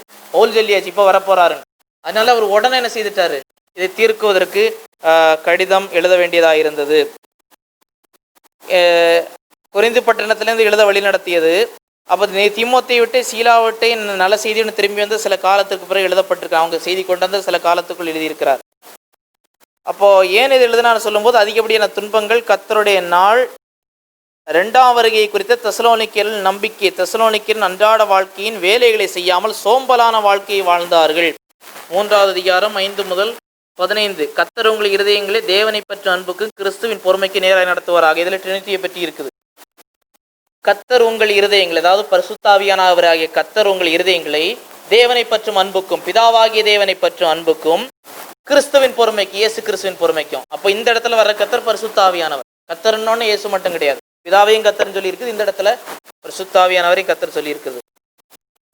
மேலும் சகோதரே, எங்களிடத்தில் முறைமையின்படி நடவாமல் ஒழுங்கற்று நடக்கிற எந்த சகோதரிகள் விட்டு விலக வேண்டும் என்று கர்த்தராகிய இயேசுவின் நாமத்திலே புத்தி சொல்கிறோம். எங்களை பின்பற்ற வேண்டும் நீங்கள் அறிந்திருக்கிறீர்கள். நாங்கள் உங்களுக்குள்ளே ஒழுங்கற்று நடவாமல் ஒருவனிடத்தில் இலவசமாய் சாப்பிடாமல் உங்கள் ஒருவனுக்கு பாரமை இரவும் பகலும் பிரயாசத்தோடும் பருத்து வேலை செய்து சாப்பிட்டோம். உங்கள் மேல் பாரத்தை வைப்பதற்கு அதிகாரம் எங்கள் இல்லை என்பதனால் அப்படி செய்யாமல் எங்களை பின்பற்றும்படிக்கு நாங்கள் உங்களுக்கு மாதிரி இருக்க வேண்டும் அப்படி செய்தோம். ஒருவன் வேலை செய்ய மனதில்லாத இருந்தால் அவன் சாப்பிடவும் கூடாது என்று நான் உங்களிடத்தில் இருந்தபோது உங்களுக்கு கட்டளையிட்டோமே. உங்களிடத்தில் சிலர் யாதொரு வேலை செய்யாமல் வீணளவர்காரர்களை ஒழுங்கற்று திரிகிறார் என்று கேள்விப்படுகிறோம். இப்படிப்பட்ட அமைதலோட வேலை செய்து தங்கள் சொந்த சாப்பாட்டை சாப்பிட வேண்டும் என்று இயேசுவினா கட்டளையிட்டு புத்தி சொல்றாரு. அவர் வர்றதெல்லாம் இருக்கட்டும், அவர் வருவார். முதல்ல நீ என்ன செய், வேலை செய்து சாப்பிடு. வேலை செய்யாம என்னது, இனி எடுத்து வேலை செய்யணும், அடுத்த ஒன்று தான் வாங்கி சாப்பிடுறது. இப்படி கேள்விப்படுறோம். அப்படி இருக்கக்கூடாதுன்னு சொல்றாரு. இந்த நிருபத்தில் நீங்கள் நன்மை செய்வதில் சோர்ந்து போகாமல், இந்த நிருபத்தில் சொல்லி எங்கள் வசனத்துக்கு ஒரு கீழ்ப்படியாமல் அவனை குறித்து கொண்டு அவன் வெட்கப்படும்படி அவனுடைய கலவாதிருங்கள், அவனை சத்துருவகண்ணவன் புத்தி சொல்லுங்கள், உங்களுக்கு சமாதானத்தை தந்தருள்வாராகன்னு சொல்லி அவர் இந்த இதில் சொல்றார். அக்கிரமத்தின் ரகசியம் இப்பொழுதே கிரியை செய்கிறது. அப்போ எப்போ இது நடக்கும்னு சொல்றது, அந்தி கிறிஸ்துவ பற்றி சொல்றது 2வது அதிகாரத்தில். அவன் எதிர்த்து நிற்கிறவன் தேவன் எனப்படுவதோ ஆராதிக்கப்படுவதோ அவை எல்லாவற்றுக்கு மேலே தன்னை உயர்த்துகிறவனாயும் தேவனுடைய ஆலயத்தில் தேவன் போல உட்கார்ந்து தன்னைத்தான் தேவன் என்று காண்பிக்கிறவனா இருப்பான். நான் உங்களிடத்தில் இவைகளை சொன்னது ஞாபகம் இல்லையா? 3 வாரத்தில் இது சொல்லியிருக்கிறார். அவன் தன் காலத்திலே வெளிப்படுவி போலவனை தடை செய்கிறது என்றும் அறிந்திருக்கிற அக்கிரமத்தின் ரகசியம் இப்பொழுது கிரியை அவன் தடை செய்கிற நடுவில் நீக்கப்பட்டால் ஒழிய அது வெளிப்படாது. நீக்கப்படும் போது அக்கிரமக்காரன் வெளிப்படுவான். அப்போ இதெல்லாம் நடக்கிறவரை அவருக்கு வருகை இருக்காது. தடை செய்கிறது நீக்கப்பட்டால் ஒழிய வெளிப்படாது, காலத்திலே வெளிப்படும். அப்போ தடை செய்கிற சில பரிசுத்தாவியான சொல்றாங்க, அவர் தடை செய்ய இப்ப தடுத்துட்டு இருக்கிறாரு, அவர் கொண்டு போயிடுவார், அவர் கொண்டு போவார். ஆனால் அவர் நிரந்தரமாக போய்விட மாட்டார். அவர் எங்கும் நிறைந்திருக்கிறார். உபத்திரவ காலத்திலையும் உலகத்தில் அனுப்பப்படுகிற தேவனுடைய 7 ஆவிகள் என்று சொல்லிப்பார். அவர் இங்கே தான் இருப்பார். உபத்திரவ காலத்தில் அவர் செய்ய வேண்டிய பணி உண்டு. இங்கே தடை செய்கிறது புதிய மனுஷனாகிய சபை என்று சொல்லி நாம் அறிகிறோம். தான் தடை செய்து கொண்டிருக்கிறது. சபை இருக்கிறவரை அவன் வர முடியாது. சபை மாற்றப்பட்ட உடனே அவன் வந்து விடுவான். அவன் இன்றைக்கும் இருக்கலாம். முதல் நூற்றாண்டிலிருந்தே சாத்தான் ஒருவனை ஆயத்தம் செய்து வைத்திருக்க முடியும். ஏனென்றால் அந்த 7 வருஷம் தான் இருக்குது. சபை எப்போ எடுக்கப்படும் அவனுக்கு சாத்தானுக்கு தெரியாது. எடுத்த உடனே அவன் கையில் கொடுக்கணும். அப்போ சில ஹிட்லர் தான் சொல்ல, ஒருவேளை அன்றைய காலத்து கட்டத்திலே சாத்தான் ஹிட்லரை வைத்திருக்கலாம். ஒருவேளை அன்றைக்கு சபை எடுக்கப்பட்டால் சாத்தான் தன்னுடைய அத்தனை வல்லமையும் என்ன செய்திருப்பான். ஹிட்லரா இருந்தால் அவனுக்கு கொடுத்திருக்க முடியும். இயேசுட்ட கேட்டான், எல்லாம் தர்றேன். அதுக்கு பிறகு அவன் யாருக்கும் அந்த வாய்ப்பை கொடுக்கவில்லை. அந்தி கிறிஸ்துவுக்கு கொடுக்க போறான். அது ஒரு மனிதன் யார் என்று நமக்கு தெரியும். இன்றைக்கு அவன் இருந்து கொண்டிருக்கலாம். சாத்தானால் தெரிந்து கொள்ள போய் இன்னைக்கு சபை எடுக்கப்பட்டுன்னு சொன்னா அவன் அதுக்கப்புறம் ஒருத்தன் பிறக்கிறவரை பார்த்துட்டு இருக்க முடியாது. 7 வருஷம் தான் இருக்குது. அப்போ உடனே அவன் என்ன செய்யறான், அவன் ஒவ்வொரு தலைமுறையிலும் வைத்திருக்கிறான். அதனால் சபை எடுக்குகிற தலைமுறை யாரை வைத்திருக்கிறானோ அது நடக்கும். இப்படி நேரடியாக வேதத்தில் இல்லை, என்னுடைய சில வேத பண்டிதர்களுடைய அனுமானமாக இருக்கிறது. அது வேதத்திற்கு ஒத்ததாக இருக்குன்னு நினைக்கிறான். என்றைக்கு நடக்குன்னு தெரியாது. பவுல் சொல்றது இப்போ நடக்கணும் இல்லை, அது நடக்கிறது வரைக்கும் இது நடக்காது. அது எப்போ நடக்கும் தெரியாது. சபை எப்போ எடுக்கப்படும் தெரியாது. எப்போ எடுக்கப்படும் நான் சொல்லுவேன் என்று சொன்னால் பூமி எதிர்ச்சி இது ஒன்றும் இல்லை. இந்த சபையினுடைய யுகத்திலே யார் கடைசி ஆளா இருக்கணும்னு கர்த்தர் தெரிஞ்சு வச்சிருக்கிறாரோ, சபை கிறிஸ்துவனுடைய மனவாட்டி. ஒரு 100 வருஷத்துக்கு முன்ன இருந்திருந்தா நம்மளாம் சபையில பங்காவே இருந்திருக்க மாட்டோம். ஆனால் தேவனுடைய திட்டம் நீங்களும் நானும் இருக்கணும். நம்ம மட்டும் இருந்தா போதும் நம்ம நினைக்க முடியாது. யார் அந்த கடைசி தேவன் சபையிலே அங்கமாக இருப்பது தெரிந்து கொள்ள நபர் ரட்சிக்கப்பட்ட அந்த நொடி பொழுதிலோ கர்த்தர் செய்வார், சபையை எடுத்துக்கொள்வார். அது இன்றைக்கு இருந்தால் இன்றைக்கு இருக்கலாம், நாளைக்கு 100 ஆண்டோ 1000 ஆண்டு கூட ஆகலாம், தெரியாது. ஆனால் அப்படி இருப்ப நம்ம முக்கியமான செய்தி என்ன, ஊழியஞ்சேரன் ஏசு வரப்போறான்னு சொல்லிட்டு சோம்பலா இருக்கிறதோ ஏமாத்தி சாப்பிட்றதானே செய்யாத. நாங்கள் என் பேரில் சொன்ன எங்கள் பேரில் அப்படி சொன்னால் நீங்கள் பயப்படாதீங்க, நாங்கள் என்ன செய்ய மாட்டோம், அப்படி நாங்களே சொந்த கையிலே தான் வேலை செய்து சாப்பிட்றோம் என்ன சொல்கிறார். இதுதான் இந்த புத்தகத்தின் முக்கியமான செய்தி.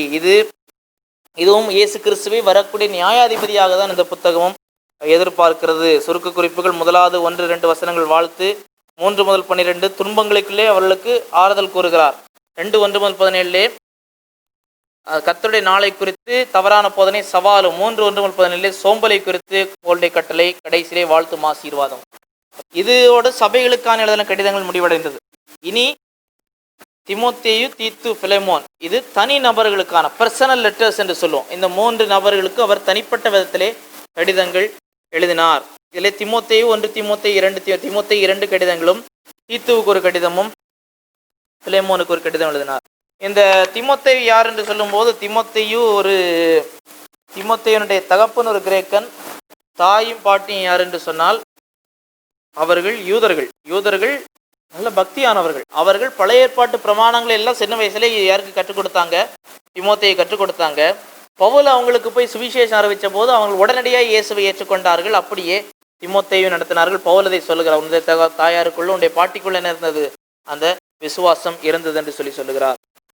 இந்த புத்தகத்தை எழுதியவர் யார் என்று சொல்லும்போது பவுல் என்று அறிகிறோம். இந்த புத்தகத்தை தீமோத்தேயு என்கிறவருக்கு எழுதியிருக்கிறார். தீமோத்தேயுவுக்கு எழுதிய காலம் கிபி 63 என்று சொல்லி கருதப்படுகிறது. இந்த ரோம பட்டணத்தில் முதலாக பவுல் விடுவிக்கப்படுறார். அந்த காலகட்டத்தில் அந்த ஃபர்ஸ்ட் இம்ப்ரிசன்மெண்ட்லேருந்து பவுல் விடுவிக்கப்பட்ட காலத்தில் விடுதலை என்று அறிவிக்கப்பட்ட காலத்துக்கு பின்னால் எழுதப்பட்டது என்று தெரிகிறது. அப்போ 1 தீமோத்தேயு அவர் விடுவிக்கப்படுவதற்கு முன்பு இளவேனிற் காலம் 63 ஒட்டிய காலத்தில் நீரோவுக்கு அப்போ அந்த ஃபர்ஸ்ட் இம்ப்ரிசன்மெண்ட்டுக்கு கடைசியிலையோ இல்லாவிட்டால் கொஞ்சம் அதற்கு பின்பதாகவே இது எழுதப்பட்டிருக்க வேண்டும். அப்போ யூசோபியஸ் என்ன சொல்றாருன்னா கிபி 67 ஆதி சபைப்பிதா 2வது சிறையிருப்பில் பவுலை நீரோ கொலை செய்கிறார். கிபி 67 அவர் வாளால் அறுப்புண்டு கொலை செய்கிறார்னு யூசோபியஸ் சொல்றார், பைபிளில் இல்லை. இப்போ பவுலுடைய அருட்பணியில் 48 முதல் 56 முதல்ல பவுலுடைய அந்த மிஷினரி பயணங்கள் போகிறார். 56லேருந்து 60 வரைக்கும் ரோமுக்காக பல இடங்களில் போய் அப்படியே இதாகி ரோமுக்கு வருகிறாரு. 61லேருந்து 62 வரைக்கும் முதல் 3 மிஷினரி பயணங்கள் அந்தியோகியால தொடங்கி முதல் 2 அந்தியோகியால முடிப்பார். 3வது தொடங்கி எருசலேமில் முடிப்பார். அங்கேருந்து அடுத்து அரெஸ்ட் பண்ணப்பட்டு கடைசியில் ரோமுக்கு வருவார். ரோமிலேருந்து விடுதலை செய்யப்பட்டார். அப்போது 62க்கு பிறகு விடுதலை பண்ண பிறகு 67 வரைக்கும் சுதந்திரமாக பயணம் செய்தார்.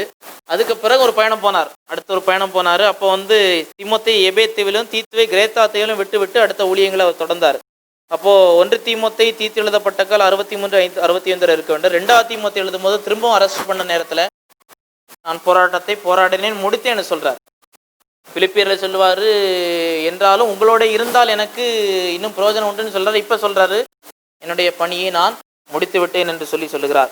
இந்த புத்தகத்தின் நோக்கம் என்று சொல்லும்போது 5 காரியங்களை பார்க்க முடியும். 1வது, தீமோத்தேயுவுக்கு ஒரு கட்டளையை கொடுக்கிறார். 1 தீமோத்தேயு 1:3 வேற்றுமையான உபதேசங்களை போதியாதபடிக்கும் விசுவாசத்தினால் விளங்கும் தெய்வீக பக்திக்கு எதுவாக இராமல் தர்க்கங்களுக்கும் ஏதுவாக இருக்கிற முடிவில்லாத வம்ச வரலாறுகளையும் கவனியாதபடிக்கு நீ சிலருக்கு கட்டளை நான் மக்கதியவனை போகும்போது உன்னை எபேசு பட்டணத்தில் இருக்க வேண்டிக் கொண்டபடியே செய்வாயாக. ஃபர்ஸ்ட் எபேசுல போல என்ன செய்தாரு?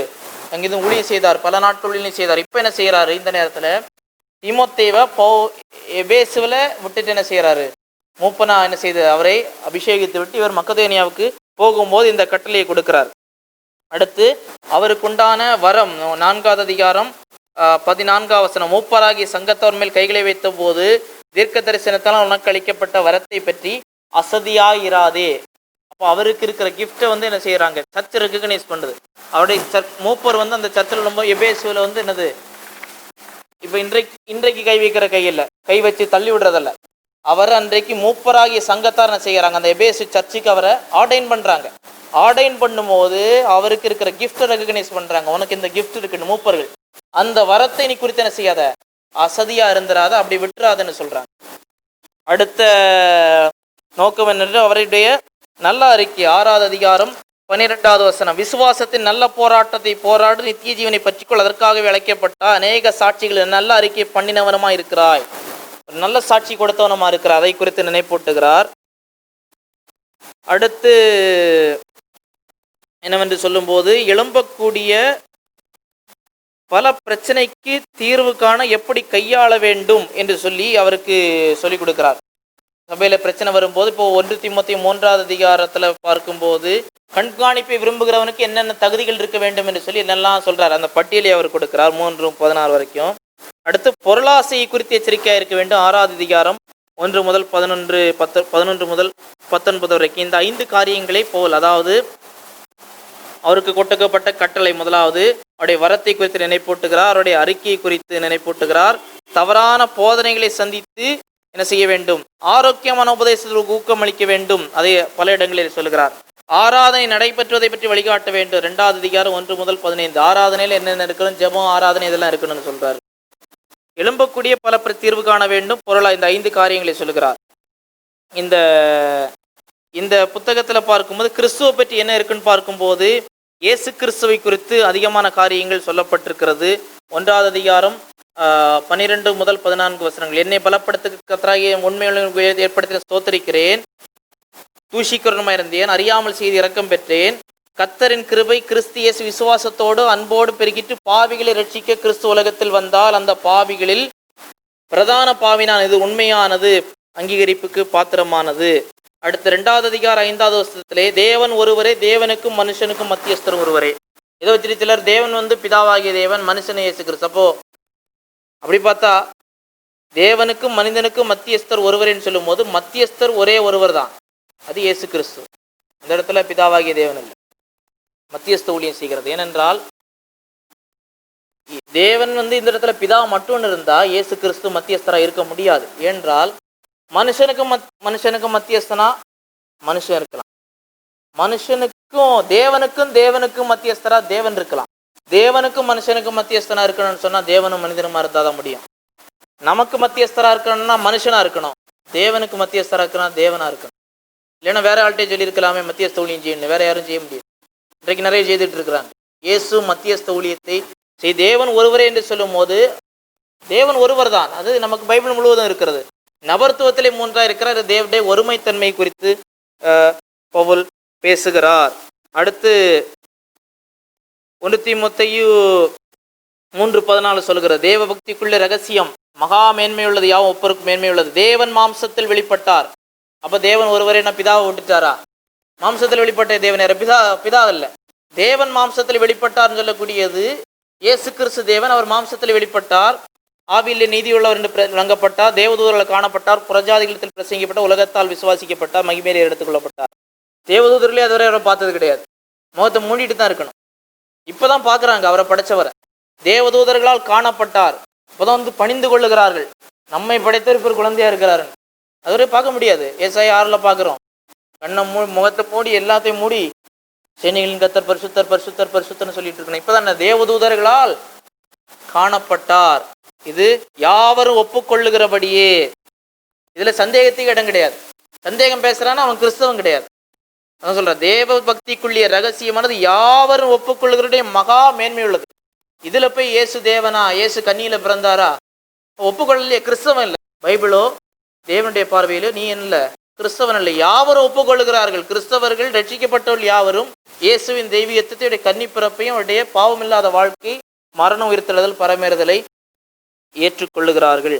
இது மட்டுமல்ல, எல்லா மனிதர்கள் 4:10 சொல்லுகிறது, இது நிமித்தம் ஏனென்றால் எல்லா மனுஷரும் விசேஷமாக விசுவாசிகளும் இரட்சகராகிய ஜீவனுள்ள தேவன் மேல் நம்பிக்கை வைத்திருக்கிறோம். இரட்சகராகிய ஜீவனுள்ள தேவன் மேல் நம்பிக்கை வச்சிருக்கிறோம் சொல்லி, அவர் ஜீவனுள்ள தேவன். அவர் யார்? இரட்சகர் இயேசு கிறிஸ்து என்று சொல்லி இயேசுவை குறித்து இந்த இடத்திலே சொல்லப்பட்டிருக்கிறது. இப்போ இதுல முக்கியமான காரியங்கள் அவர் என்ன சொல்லுகிறான்னு சொல்லும்போது, முதலாவது அவருக்கு சொல்றது ஃபர்ஸ்டே வேற்றுமையான உபதேசங்களை உபதேசிதான் ஃபர்ஸ்ட் கட்டளை. டோன்ட் ப்ரீச் ஃபால்ஸ் டாக்டரின், இதான் ஃபர்ஸ்ட். என்ன சொல்றாங்க, இப்போ டாக்டரின் அதெல்லாம் ஒதுக்கி வச்சிரு, டாக்டரின் பேசினா பிரிவு வரும். அவர் சொல்றாரு ஃபர்ஸ்ட் தான் வேற்றுமையான உபதேசத்தை பேசக்கூடாதுன்னு சொல்லி. அடுத்து அவருக்கு கொடுக்கப்பட்ட சுவிசேஷத்தை பற்றி பேசுகிறார், நியாயப்பிரமாணத்தை பற்றி பேசுகிறார், அவருடைய அழைப்பை பற்றி பேசுகிறாரு. அடுத்து 2வது அதிகாரத்தில் ஆராதனை குறித்து, ஜெபங்கள் யார் யாருக்கு பண்ண வேண்டும் என்று, எல்லாரும் ரட்சிக்கப்பட விருப்பமுள்ளவராக இருக்கிறார். புருஷர்கள் எப்படி இருக்க வேண்டும், ஸ்திரீகள் எப்படி இருக்க வேண்டும் என்று சொல்லுகிறார். 3வது அதிகாரத்திலே கண்காணிப்பை விரும்புகிறேன், எப்படி இருக்க வேண்டும், குற்றஞ்சாட்டப்படக்கூடாது, ஒரே மனைவியோட புருஷன், ஜாக்கிரதை உள்ளவன், தெளிந்த புத்தி உள்ளவன், யோக்கிய உள்ளவன், அந்நியரை உபசரிக்கும், போதக சமர்த்தன், மதுபான பிரியனாக இருக்கக்கூடாது, அடிக்கிறவனாக இருக்கக்கூடாது, இழிவான ஆதாயச்சை இச்சிக்கிறவனாக இருக்கும், பொறுமையுள்ளவனும், சண்டை பண்ணக்கூடாது, சொந்த குடும்பத்தை நன்றாக நடத்துகிறோம், பிள்ளைகளை சகல நாள் கீழ்ப்படிய பண்ண இருக்க வேண்டும், சொந்த குடும்பத்தை நடைய தேவ சபையை நடத்துவான், அவன் இருமாப்படைந்து பிசாசடைந்து ஆக்கி விழாத நூதன சீசனாக இருக்கக்கூடாது. நூதன சீசனா வேற ஒன்றும் இல்லை, புதிய விசுவாசி, நியூ கன்வெர்ட். புதுசாக வந்தவனை பிடிச்சி பாஸ்ட் ஆக்கக்கூடாது. இன்னைக்கு நிறைய இடத்துல நடக்குது. நேற்றுக்கு ஞானஸ்நானம், இன்னைக்கு வெள்ளை ஜிப்பா போட்டுட்டு நாளைக்கு பாஸ்ட். இது செய்யக்கூடாதுன்னு போல் சொல்றாரு. உதவிக்கார், டீக்கனா இருக்கிறவங்க, அன்றைக்கு டீக்கன் உதவிக்கார், இன்றைக்கு டீக்கன்னா அர்த்தம் மாறி போச்சு. டீக்கன் தான் பெரிய ஆள். டீக்கன்னா மூப்பருக்கு உதவிக்காரராக இருக்கக்கூடியவங்க. அவங்களும் இருநாக்கு இருக்கக்கூடாது, மதுபான பிரிய இருக்கக்கூடாது, இழிவான விசுவாசம் என்ற மனசாட்சியில் சோதிக்கப்பட வேண்டும். அவங்களை டெஸ்ட் பண்ணணும். ஸ்திரீகளை எப்படி இருக்க வேண்டும், உதவிக்காரனாலும் ஒரே மனைவியுடைய புருஷருமா இருக்க வேண்டும். அவர்கள் பலனை அடைவார்கள். சபையானது ஜீவனுள்ள தேவனுடைய சபையை சத்தியத்துக்கு தூணும் ஆதாரமா இருக்குதான் சபை. தூணும் ஆதாரமாய் சத்தியத்துக்கு தூணும் ஆதாரமா இருக்கிற சபை இல்லாமல் சத்தியம் இல்லை. திமோத்தை ஏற்படுத்தும் போது அவருக்கு கல்யாணம் ஆகி பிள்ளை வளரல. அவர் அப்போஸ்தலர்களால் சிறப்பு கிருபை அடையாளங்கான. அவருக்கு ஆரம்ப 20களில் தான் இருந்தார் பவுல். உன் இளமையை குறித்து ஒருவன் அசட்டை பண்ணாதபடி இருக்கிறார். அவர் எல்டர். ஆனா நீ என்ன செய், இது அப்போஸ்தலிக் அத்தாரிட்டி. அப்போஸ்தலர் ஒருவர் அடையாளம் காணலாம் நீ. ஆனா அதுக்கு பிறகு சபை சரித்திரத்துல என்னது, அப்போஸ்தலர் எடுத்திருக்க மாட்டாங்க ஒவ்வொருத்தரையும் அழைக்கிறதுக்கு. அவருக்கு அப்போஸ்தல அதிகாரம். நான் உங்கள் மேல் கை வைத்த போது அது அப்போஸ்தல அதிகாரம் நமக்கு கிடையாது. ஆனா அடுத்து சபை எப்படி வரணும்னு பேட்டர்ன் வகுக்கிறார். இந்த பேட்டர்ன் படி தான் கொண்டு வர வேண்டும். அடுத்து 4வது அதிகாரத்துல என்ன வருதுன்னா, ஆவியான மனசாட்சியில் சூடுண்ட பேர் வஞ்சக உபதேசம். என்ன செய்வாங்க, கல்யாணம் பண்ணக்கூடாதுன்னு சொல்லுவாங்களாம். தேவன் படைச்சதை புசிக்கிட்டு இதை சாப்பிடக்கூடாது அதை சாப்பிடக்கூடாதுன்னு சொல்லுவாங்களாம். தேவன் படைத்ததெல்லாம் நல்லதா இருக்கிற ஸ்தோத்திரத்தோடு ஏற்றுக்கொள்ளப்படும், ஒன்று தள்ளப்படுது, அது பரிசுத்தமாக்கப்படும். அதனால அதுக்கு நம்முடைய சரீரத்துக்கு கேடானதை புசிக்க கூடாது. தேவ பார்வையில தீட்டென்று ஒன்றும் கிடையாது. மட்டுமல்ல, உன் இளமையை குறித்து அசட்டை பண்ண வார்த்தை, நடக்கை, அன்பு, ஆவி, மாதிரி, கற்பு, விசுவாசிகளுக்கு மாதிரியாயிரு. வருமளம் உபதேசிக்கிறது, வாசிக்கிறதுல ஜாக்கிரதையாயிரு. மூவ் பண்ண வாசிக்கணும். இதெல்லாம் செமினரிக்கு போனால் அதுக்கப்புறம் அதை புக்கை ஒதுக்கி வச்சு அதுக்கப்புறம் வாழ்க்கையில திறக்கிறதே கிடையாது. நீ தேர்கிறது யாவருக்கு விளக்கும்படி சிந்தித்து கொண்டு. அப்போ 5 வருஷத்துக்கு முன்ன ஊழியத்துக்கு 5 வருஷம் கழிச்சு சொல்லணும் இவ்வளோ இம்ப்ரூவ்மெண்ட்னு எல்லாருக்கும் தெரியணும். உன்னை சுத்தவானாக காத்துக்கொள். கடைசியில அவருடைய ஆலோசனைக்கு ஒரு பண ஆசை குறித்து சொல்கிறாரு. விசுவாச போராட்டத்தை சொல்றாரு. அடுத்து பொய்யா ஞானம் என்று பொய்யாய் பெயர் பெற்றிருக்கிற கொள்கையின் விபரீதங்களுக்கு விலகி இருந்த அந்த ஞான கொள்கை நான் சொன்னேன் இல்லையா, அப்படின்னு இப்பதான் துளிர் விட்டு வருது. இதுக்கு எச்சரிக்கையா விலகிருன்னு சொல்றோம். தீமோத்தேயுடைய முதல் புத்தகத்துல தான் இருக்கிறது. 2வது தீமோத்தேயுடைய புத்தகத்துல என்ன இருக்குன்னு சொல்லி பார்க்கும்போது ரொம்ப வித்தியாசமான சூழ்நிலை.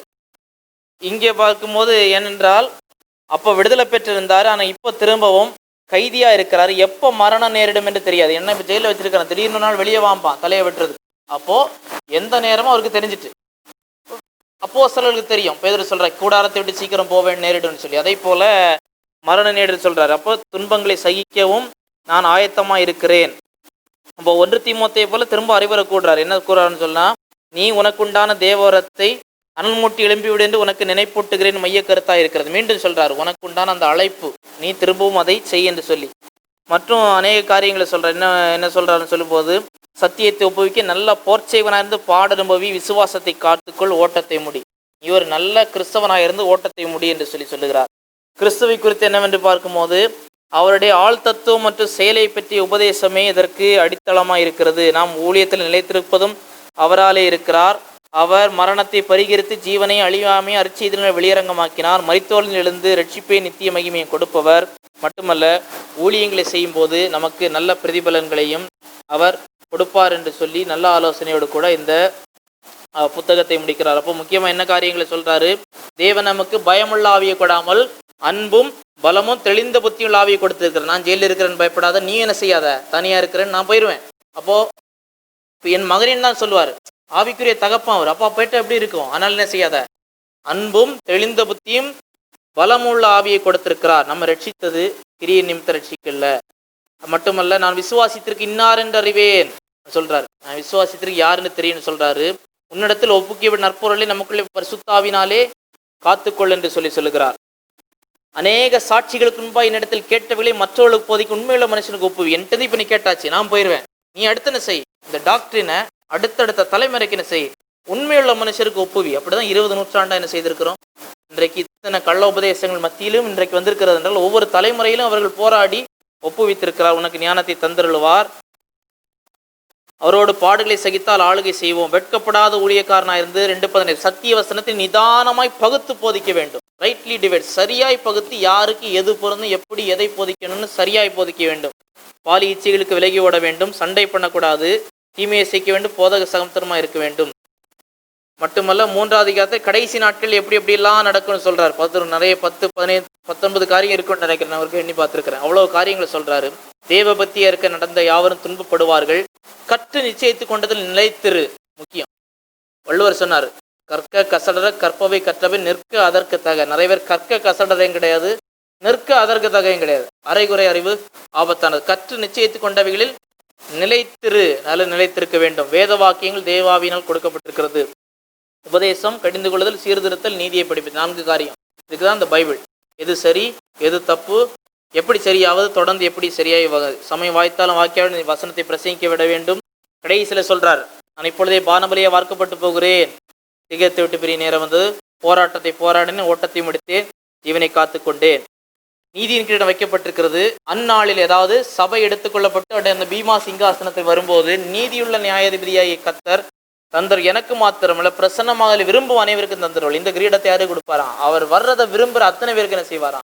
அவர் வரணும். அவர் தெரியாது, 100 வருஷம் கூட ஆகலாம், என்றாலும் என் வாழ்விலே வர வேண்டும், அவருடைய வருகை எதிர்பார்க்கிற அவருக்கும் தந்துருவார். அடுத்தவருக்கு இந்த ஆபத்துக்களை எல்லாம் சொல்றாரு. யாருமே என் பக்கத்துல இல்லை என்றாலும் கர்த்தர் எல்லா தீமையிலும் ரட்சித்து காப்பாற்றுவார். மாறி காலத்துக்கும் நீ வந்து சேரும்படி ஜாக்கிரதைப்படி. கடைசியான செய்யணும், இன்னொரு தடவை பார்க்கணும், கர்த்தராகிய இயேசு ஆவியோட இருப்பாராகன்னு சொல்லி இப்படி ஒரு செய்தியோடு முடிக்கிறார். அப்போ தீமோத்தேயுக்கு நன்றி தெரிவிக்கிறார். 1:3-7 கடமைகளை மீண்டும் நினைவு கூறும். 1:8-18 உண்மை ஊழியன் எப்படி இருக்கு? 2வது அதிகாரம் உண்மையுள்ள ஊழியக்காரனுக்கு எப்படி எச்சரிக்கை கொடுக்கிறார், என்னென்ன பிரச்சனைகள் வரும்னு சொல்லி. அடுத்து 4வது அதிகாரம் 1 வசனத்தை பிரசங்கிக்க வேண்டும். 4:6-18 வரைக்கும் ஆறுதல், கடைசியில வாழ்த்து. அடுத்ததாக தீத்து. இவர் யாருன்னு சொன்னா, இவர் ஒரு கிரேக்கர், இவர் கிறிஸ்தவ யூதர் அல்ல, இவர் ஒரு கிரேக்கர் பவுலுடைய ஊழியத்திலே இவர் ரட்சிக்கப்பட்டு அந்த அப்போஸ்தலர் 15 போகும்போதும் பவுல் இவரை கூட்டு போனார். ஏனென்றால் விருத்த சேதனத்தை பற்றி, விருத்த சேதனம் பண்ணப்படாமல் புறஜாதியான என்ன செய்திருக்கிறான், ரட்சிக்கப்பட்டு வந்திருக்கிறார் என்று சொல்லப்படுகிறது. இப்படி அப்போஸ்தலர் நடவடிக்கைகளில் நேரடியான குறிப்பில்லை, ஆனால் பவுல் இருக்க நிருபங்களில் 13 இடங்களிலே இவருக்கு என்ன இருக்கிறது, குறிப்புகள் காணப்படுகிறது. கலாத்தியர் 2:1-3 வரைக்கும் பார்க்க முடியும். பவுல் இவர் அங்கே கூட்டு போனார்னு சொல்லி. 3ஆம் பயணத்தில் எபேசு பட்டணத்தில் பவுலுடன் என்ன செய்தார், தீத்து வேலை செய்தார்னு தெரிகிறது. எபேசு பட்டணத்தில் இந்த கொரிந்து பட்டணத்துக்கு அப்போஸ்தலர் அனுப்பப்பட்டார். அங்கு சபை ஊழியத்தில் அவர் என்ன செய்தார், உதவி செய்தார் நம்ம பார்க்குறோம். இது எப்போ என்று சொல்லி நமக்கு சரியாக தெரியவில்லை. எழுதப்பட்ட காலம் அந்த முதல் சிறையிருப்புக்கு 2வது சிறையிருப்புக்கு இடைப்பட்ட காலமாக இருக்கக்கூடும் என்று சொல்லி கருதப்படுகிறது. இந்த புத்தகத்தில் என்ன சொல்றாருன்னு பார்க்கும்போது சில காரியங்களை பார்க்க முடியும். கிரேத்தாவில் உள்ள சபைகளை ஒழுங்காக ஸ்தாபிக்க, குறைவாக இருக்கிறவர்கள் ஒழுங்குபடுத்த என்ன செய்ய வேண்டும் தீத்துவுக்கு போதனை கொடுக்க, கிரேத்தாவில் என்னெல்லாம் ஒழுங்கு செய்யணும்னு தீத்துவுக்கு ஆலோசனை கொடுக்க, என்னென்னலாம் நீ சரி பண்ண வேண்டி இருக்குன்னு சொல்லி. தீத்து எதிர்கொள்ளுகிற எதிர்ப்புகளின் மத்தியில் தீத்துவுக்கு தனிப்பட்ட அதிகாரம் அளிக்க 2வது அதிகாரம் 15வது வசனத்திலே சொல்லப்பட்டிருக்கிறது. இவைகளை நீ பேசி போதித்து சகல அதிகாரத்தோடும் கடிந்துகொள், ஒருவனும் உன்னை அசட்டை பண்ணி இடங்கூடாது இருப்பாய். அத்தாரிட்டி கொடுக்கிறார். சகல அதிகாரத்தோடு கடிந்துகொள், ஒருவனும் உன்னை அசட்டை பண்ணி இடங்கூடாது இருப்பாயாக. 3வது அதிகாரம் 1-15 வசனங்களிலே திரும்பவும் சொல்லப்பட்டிருக்கிறது. எதிர்ப்புகளை சந்தித்தாலும் நாம் எப்படி இருக்க வேண்டும், மட்டுமல்ல கள்ள போதனைகள் பற்றி எச்சரிக்கை. 1வது அதிகாரம் 5ஆம் வசனம், 2வது அதிகாரம் 1-8, 3வது அதிகாரம் 1-11 வசனங்களிலே. மேலும் குளிர்காலத்தில் நிக்கோபோய பட்டணத்தில் தீத்துவுடன் சேர்ந்து கொள்ள இருந்த திட்டத்தை தெரிவிக்க, நான் உன்னோட அங்கே சேர்ந்து கொள்ள விருப்பப்படுறேன்னு சொல்றதை தெரிவிக்கிறதுக்கு. அதற்கு பிறகு இயேசுவின் வாழ்க்கை, மரணம் மற்றும் தேவனுடைய கிருபை வெளிப்பட்ட இந்த நிருபத்தின் மையக்கருத்து என்ன, மையக்கருத்துன்னு சொல்லும் போது இயேசுடைய மரணம் உயிர்த்தெழுதல் மூலமாக தேவனுடைய கிருபை வெளிப்பட்டது. 2வது அதிகாரம் 10-3-9 வரை. இங்கே மீண்டும் மூப்பர்களுக்கு தகுதிகளை சொல்றார். 1வது அதிகாரம் 5-9 வரை. அடுத்து வெவ்வேறு வயதினருக்கு மீண்டும் போதிக்கிறார்.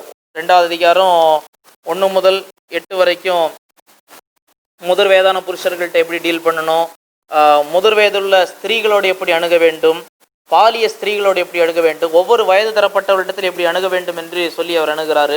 அடுத்து அரசாங்கத்தோடு நம்முடைய தொடர்பு எப்படி இருக்க வேண்டும், துரைத்தனங்களுக்கு அதிகாரங்களும் கீழ்ப்படிந்து அடங்கி இருக்கும், சகலவிதமான நற்கிரியைகளை செய்ய ஆயத்தமாக இருக்க வேண்டும் என்று சொல்லி சொல்றாரு. மட்டுமல்ல, நாம் மறுபடி பிறக்கிறோம் என்பதை குறித்து இடையில சொல்றார். நாம் செய்த கிரியைகளின்படி நம்மை ரட்சிக்காமல் தமது இரக்கத்தின்படியே மறுஜென்மம் முழுக்கினாலும் பரிசுத்தாவியுடைய முழுதாக்குதான் நம்ம ரட்சித்தார். மறுஜென்மம் முழுக்குன்னா தண்ணீர் முழுக்கல்ல, regeneration of the holy spirit. பரிசுத்தாவியானவர் நம்மை மறுபடியும் ஜெனரேட், அதாவது உயிர் மீட்சி கொடுக்கிறார். அப்படிதான் அவர் ரட்சித்தார். நம்ம தண்ணீர் ஞானஸ்நானம் எடுக்கிறனால ரட்சிக்கப்படவில்லை. ரட்சிக்கப்பட்டவர்கள் தண்ணீரினால் ஞானஸ்நானம் பெற வேண்டும். மட்டுமல்ல, அப்போ இந்த தீத்துவிலே கிறிஸ்துவை குறித்து என்ன சொல்லப்பட்டிருக்கிறது, இயேசு கிறிஸ்துவின் தெய்வீகத்தை குறித்து சொல்லப்பட்டிருக்கிறது. நாம் 2:13 நாம் நம்பி இருக்கிற ஆனந்த பாக்கியத்துக்கும் மகாதேவனும் நமது இரட்சகருமாய் இருக்கிற இயேசு கிறிஸ்துவின் மகிமையின் பிரசன்னமாகுதலையும் எதிர்பார்த்து கொண்டிருக்க முடியும். மகாதேவன், கிரேட் காட் என்று சொல்லி சொல்லப்பட்டிருக்கிறது. அவருடைய பணியை குறித்து சொல்லப்பட்டிருக்கிறது. 2வது அதிகாரம் 13-14 வசனங்களிலே அவர் நம்மை சகல அக்கிரமனை மீட்டுக்கொண்டு தமக்குரிய சொந்த ஜனங்களாக நற்கிரியை செய்ய பக்தி விரைக்கு நம்மை சுத்திகரிக்கும் நமக்காக தம்மை தாமே ஒப்பு கொடுத்தார். தம்மை தாமே ஒப்பு கொடுத்தார். அவர் அப்படி செய்தார். கடைசி அவர் சொல்றாரு, வேத புரட்டனா இருக்கிற ஒருவனுக்கு 2 தரம் புத்தி சொன்ன பிறகு நீ அவளை விட்டு விலகு. இப்படி கள்ள உபதேசங்களை போதைக்கு நீ 2-3 தடவை சொன்ன பிறகு அவர்கள் கேட்கவில்லையா, அவர்களோடு நீ சம்பந்தம் கலவாதே என்று சொல்லுகிறார். இப்படி இதுல தீமோத்தேயுக்கு சொன்னப்பட்ட அதே முக்கியமான காரியங்கள் தான் சொல்லப்பட்டிருக்கிறது. கிரேத்தாவில் நீ தனியாய் விடப்பட்டாய், ஆனால் தேவன் உன்னோடு இருக்கிறார், நீ கிரேத்தாவிலே தைரியமாய் ஊழியத்தை செய் என்று சொல்லி அவருக்கு உற்சாகப்படுத்த பலப்படுத்த ஆரோக்கியமான உபதேசத்தை பேசத்தக்கதாக சொல்கிறார். நீ உன்னை எல்லாவற்றிலும் மாதிரியாய் காண்பித்து எதிராளியான உங்களை குறித்து பொல்லாங்கு சொல்லத்தக்கதாக ஒன்றுமில்லாமல் வெட்கப்படத்தக்கதாக. ஃபர்ஸ்ட் உபதேசத்தில் விபக்கரமில்லாமல் நல்லொழுக்கத்தில் குற்றப்பிடிக்க ஆரோக்கியமான 2 தண்டவாளத்தை போல உபதேசத்தில் விகப்பம் இல்லாமல் இருக்கணும். 2வது நல்லொழுக்கம் உள்ளவனும் குற்றம் பிடிக்கப்படாத ஆரோக்கியமான வசனத்தை போதிக்கிறவனும் இருக்குமா. அப்போ ரைட் டாக்ட்ரின் ரைட் லிவிங், சரியான உபதேசம் சரியான வாழ்க்கை, இதில் 2ல் ஏதாவது ஒன்று இருந்தாலும் அது அந்த ஊழியத்திலே சிக்கல்கள் உண்டாகும் என்று சொல்லி பார்க்கிறோம். கடைசியாக பிலேமோனுக்கு எழுதின இது ரொம்ப சின்ன நிருபம், ஒரே ஒரு நிருபம் தான், ஒரே ஒரு அதிகாரம் தான். இந்த அதிகாரமானது இது இவர் ஒரு சபை தலைவருக்கு அந்த அளவில் போட்டு பர்சனல் லெக்சர், ஒரு தனிப்பட்ட சிநேகிதனுக்கு எழுதப்பட்ட ஒரு கடிதத்தை போன்ற ஒரு கடிதமாய் காணப்படுகிறது. இதில் என்னன்னு சொன்னால், ஒனேசிமோ என்று சொல்லக்கூடியவன் அவனுக்கு எஜமான் யாருன்னு சொன்னால் பிலேமோன். இந்த பிலேமோன்கிட்ட ஒனேசிமோ என்று சொல்லக்கூடியவர் என்ன செய்துட்டாரு, பொருட்களில் திருடி ஓடிவிட்டு இப்போ கண்டுபிடித்தால் மரண தண்டனை தான். அவர் கேஸ் போட்டு மரண தண்டனை தான். ஆனால் ஓடிப்போனவன் என்ன செய்துட்டான், அவர் பவுலை சந்திக்க வேண்டிய காலம் வந்தது. பவுல் சுவிசேஷம் சொல்லி பவுல் என்ன செய்தார், பவுல் மூலமாய் அந்த திருடன் ரட்சிக்கப்பட்டாச்சு. என்றாலும் யாரு, இவனொரு திருடன் தான். அப்படி இருக்கும்போது இவருடைய கதையை கேட்கும் போது நான் என்ன செய்தேன், பிலேமோன் இடத்துல நான் என்ன செய்தேன், வேலைக்காரனா இருந்தேன், நான் அவரை ஏமாற்றி திருடி ஓடி வந்து விட்டேன். இப்போ பிலேமோனை பவுலுக்கு தெரியும். அப்போ பவுல் என்ன செய்யறாரு, ரட்சிக்கப்பட்டது போதும், சரி எனக்கு அதுக்கு மேலே ஒன்று செய்ய முடியாதுன்னு சொல்லலை. அவர் என்ன செய்யறாரு, தெரிஞ்சதுனால என்ன செய்யறாரு, பிலேமோனுக்கு ஒரு கடிதம் எழுதுறாரு. கடிதம் எழுதி முதலாவது என்ன செய்கிறாரு, தீமோத்தேயும் உடனே பிலேமோனுக்கும் முதல்ல அவங்க வீட்டில் உள்ள எல்லாருக்கும் உம்முடைய வீட்டில் கூடி வருகிற சபைக்கு, அப்போ பிலேமோனுக்கு வீட்டில் ஒரு சர்ச்சு கூடி வருது, அவங்க வீட்டில் கூடி வருகிற சபைக்கு பிதாவாகிய தேவனாலும் வாழ்த்து கூறுகிறார். உம்மிடத்தில் உள்ள அன்பையும் கேள்விப்பட்டு உண்மை நினைத்து தேவனுக்கு ஸ்தோத்திரம் செய்து சகல உம்முடைய விசுவாசத்தின் அந்யோன்யம் கிறிஸ்து இயேசுவுக்கு பயன்பட வேண்டும் என்று வேண்டுதல் செய்கிறேன். அப்போ நமக்குள்ள நல்ல அந்யோன்யம் இருக்குன்னு முதல்ல கொண்டு வராரு. அந்யோன்யம் என்னன்னு கீழே தான் வரும். கொண்டு வந்துட்டு அவர் சொல்றாரு, உள்ளங்கள் உம்மான இளைப்பார்னபடியால் உம்முடைய அன்பில் மிகுந்த சந்தோஷம் ஆறுதல் அடைந்திருக்கிறோம். இப்போ இவங்களுக்கு இந்த குடும்பமானது பரிசுத்தவான்களுக்கு அதிகம் உதவி, சாப்பாடோ எல்லாம் கொடுத்து என்ன செய்தாங்க, அவளை இளைப்படைய பண்ணியிருக்கிறதால நாங்கள் என்ன செய்திருக்கிறோம், சந்தோஷமா இருக்கிறோம். நான் முதிர் வயதுள்ளவனாகவும் இயேசுக்கு இப்பொழுது கட்டப்பட்டவனாக இருக்கிறபடியால், நான் இப்போ வயசாயிட்டு நான் இப்போ என்ன இருக்கிறேன், ரோமில் ஜெயிலில் இருக்கிறபடினாலே நீ செய்யத்தக்கதை நமக்கு கட்டளையிடும்படிக்கு கிறிஸ்துவுக்கு நான் துணியத்தக்கவனாக இருந்தாலும் அப்படி செய்ய அன்பு நிமித்தம் மன்றாடுகிறேன். பிலேமோன் ஒரு நோபல் மேன், ரொம்ப ஒரு நல்ல ஒரு நிலையில இருந்தவர் என்று அறியப்படுகிறது.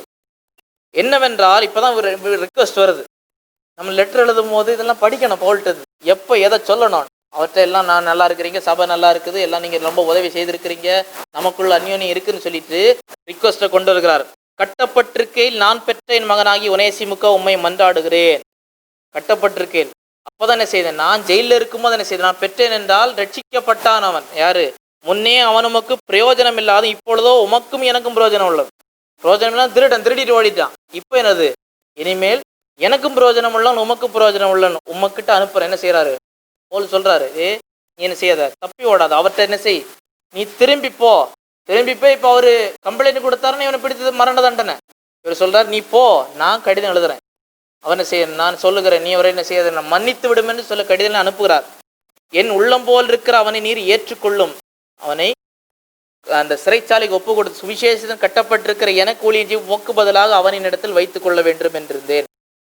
நீ செய்ய மனப்பூர்வ கட்டாய மனப்பூ செய்யத்தக்கதாக நான் உம்முடைய சம்மதி இல்லாமல் ஒன்று செய்ய மனதில்லை. இப்போ எனக்கு பதிலாக உங்க ஊழியக்காரனை அவரை வைக்க வேண்டும் என்றது, ஆனால் உங்களுடைய சம்மதம் இல்லாமல் எனக்கு மனமில்லை. அவன் என்றென்றைக்கும் உடையவனாக இருக்கும்படி இனிமேல் அவன் அடிமையானவனா அல்ல, அடிமையானவனுக்கு மேலாகவும் பிரியமான சகோதரனாக இருக்கும், கொஞ்ச காலம் உம்மை விட்டு பிரிந்து போனானாகும். என்னது, அடிமையாக இருந்தான், ஆனால் தேவனுக்கு பார்வையில் அவன் இன்றைக்கு அடிமையாக இருக்கக்கூடாது, அதனால கொஞ்ச காலம் பிரிஞ்சு போனான், திருடிட்டு ஓடினான். அவன் பிரிஞ்சு வந்தனால தான் அவன் ரட்சிக்கப்பட்டான், இல்லைன்னா அவன் ரட்சிக்கப்பட்டிருக்க முடியும். இப்போ என்னது, தேவனுடைய பார்வையில அடிமை கிடையாது என்ன சொல்லுது. எனக்கு அவன் பிரியமான சகோதரனாலும் உமக்கு சரீரத்தின்படியும் கர்த்தருக்குள் எவ்வளவு பிரியமுள்ளவனாய் இருக்க வேண்டும்.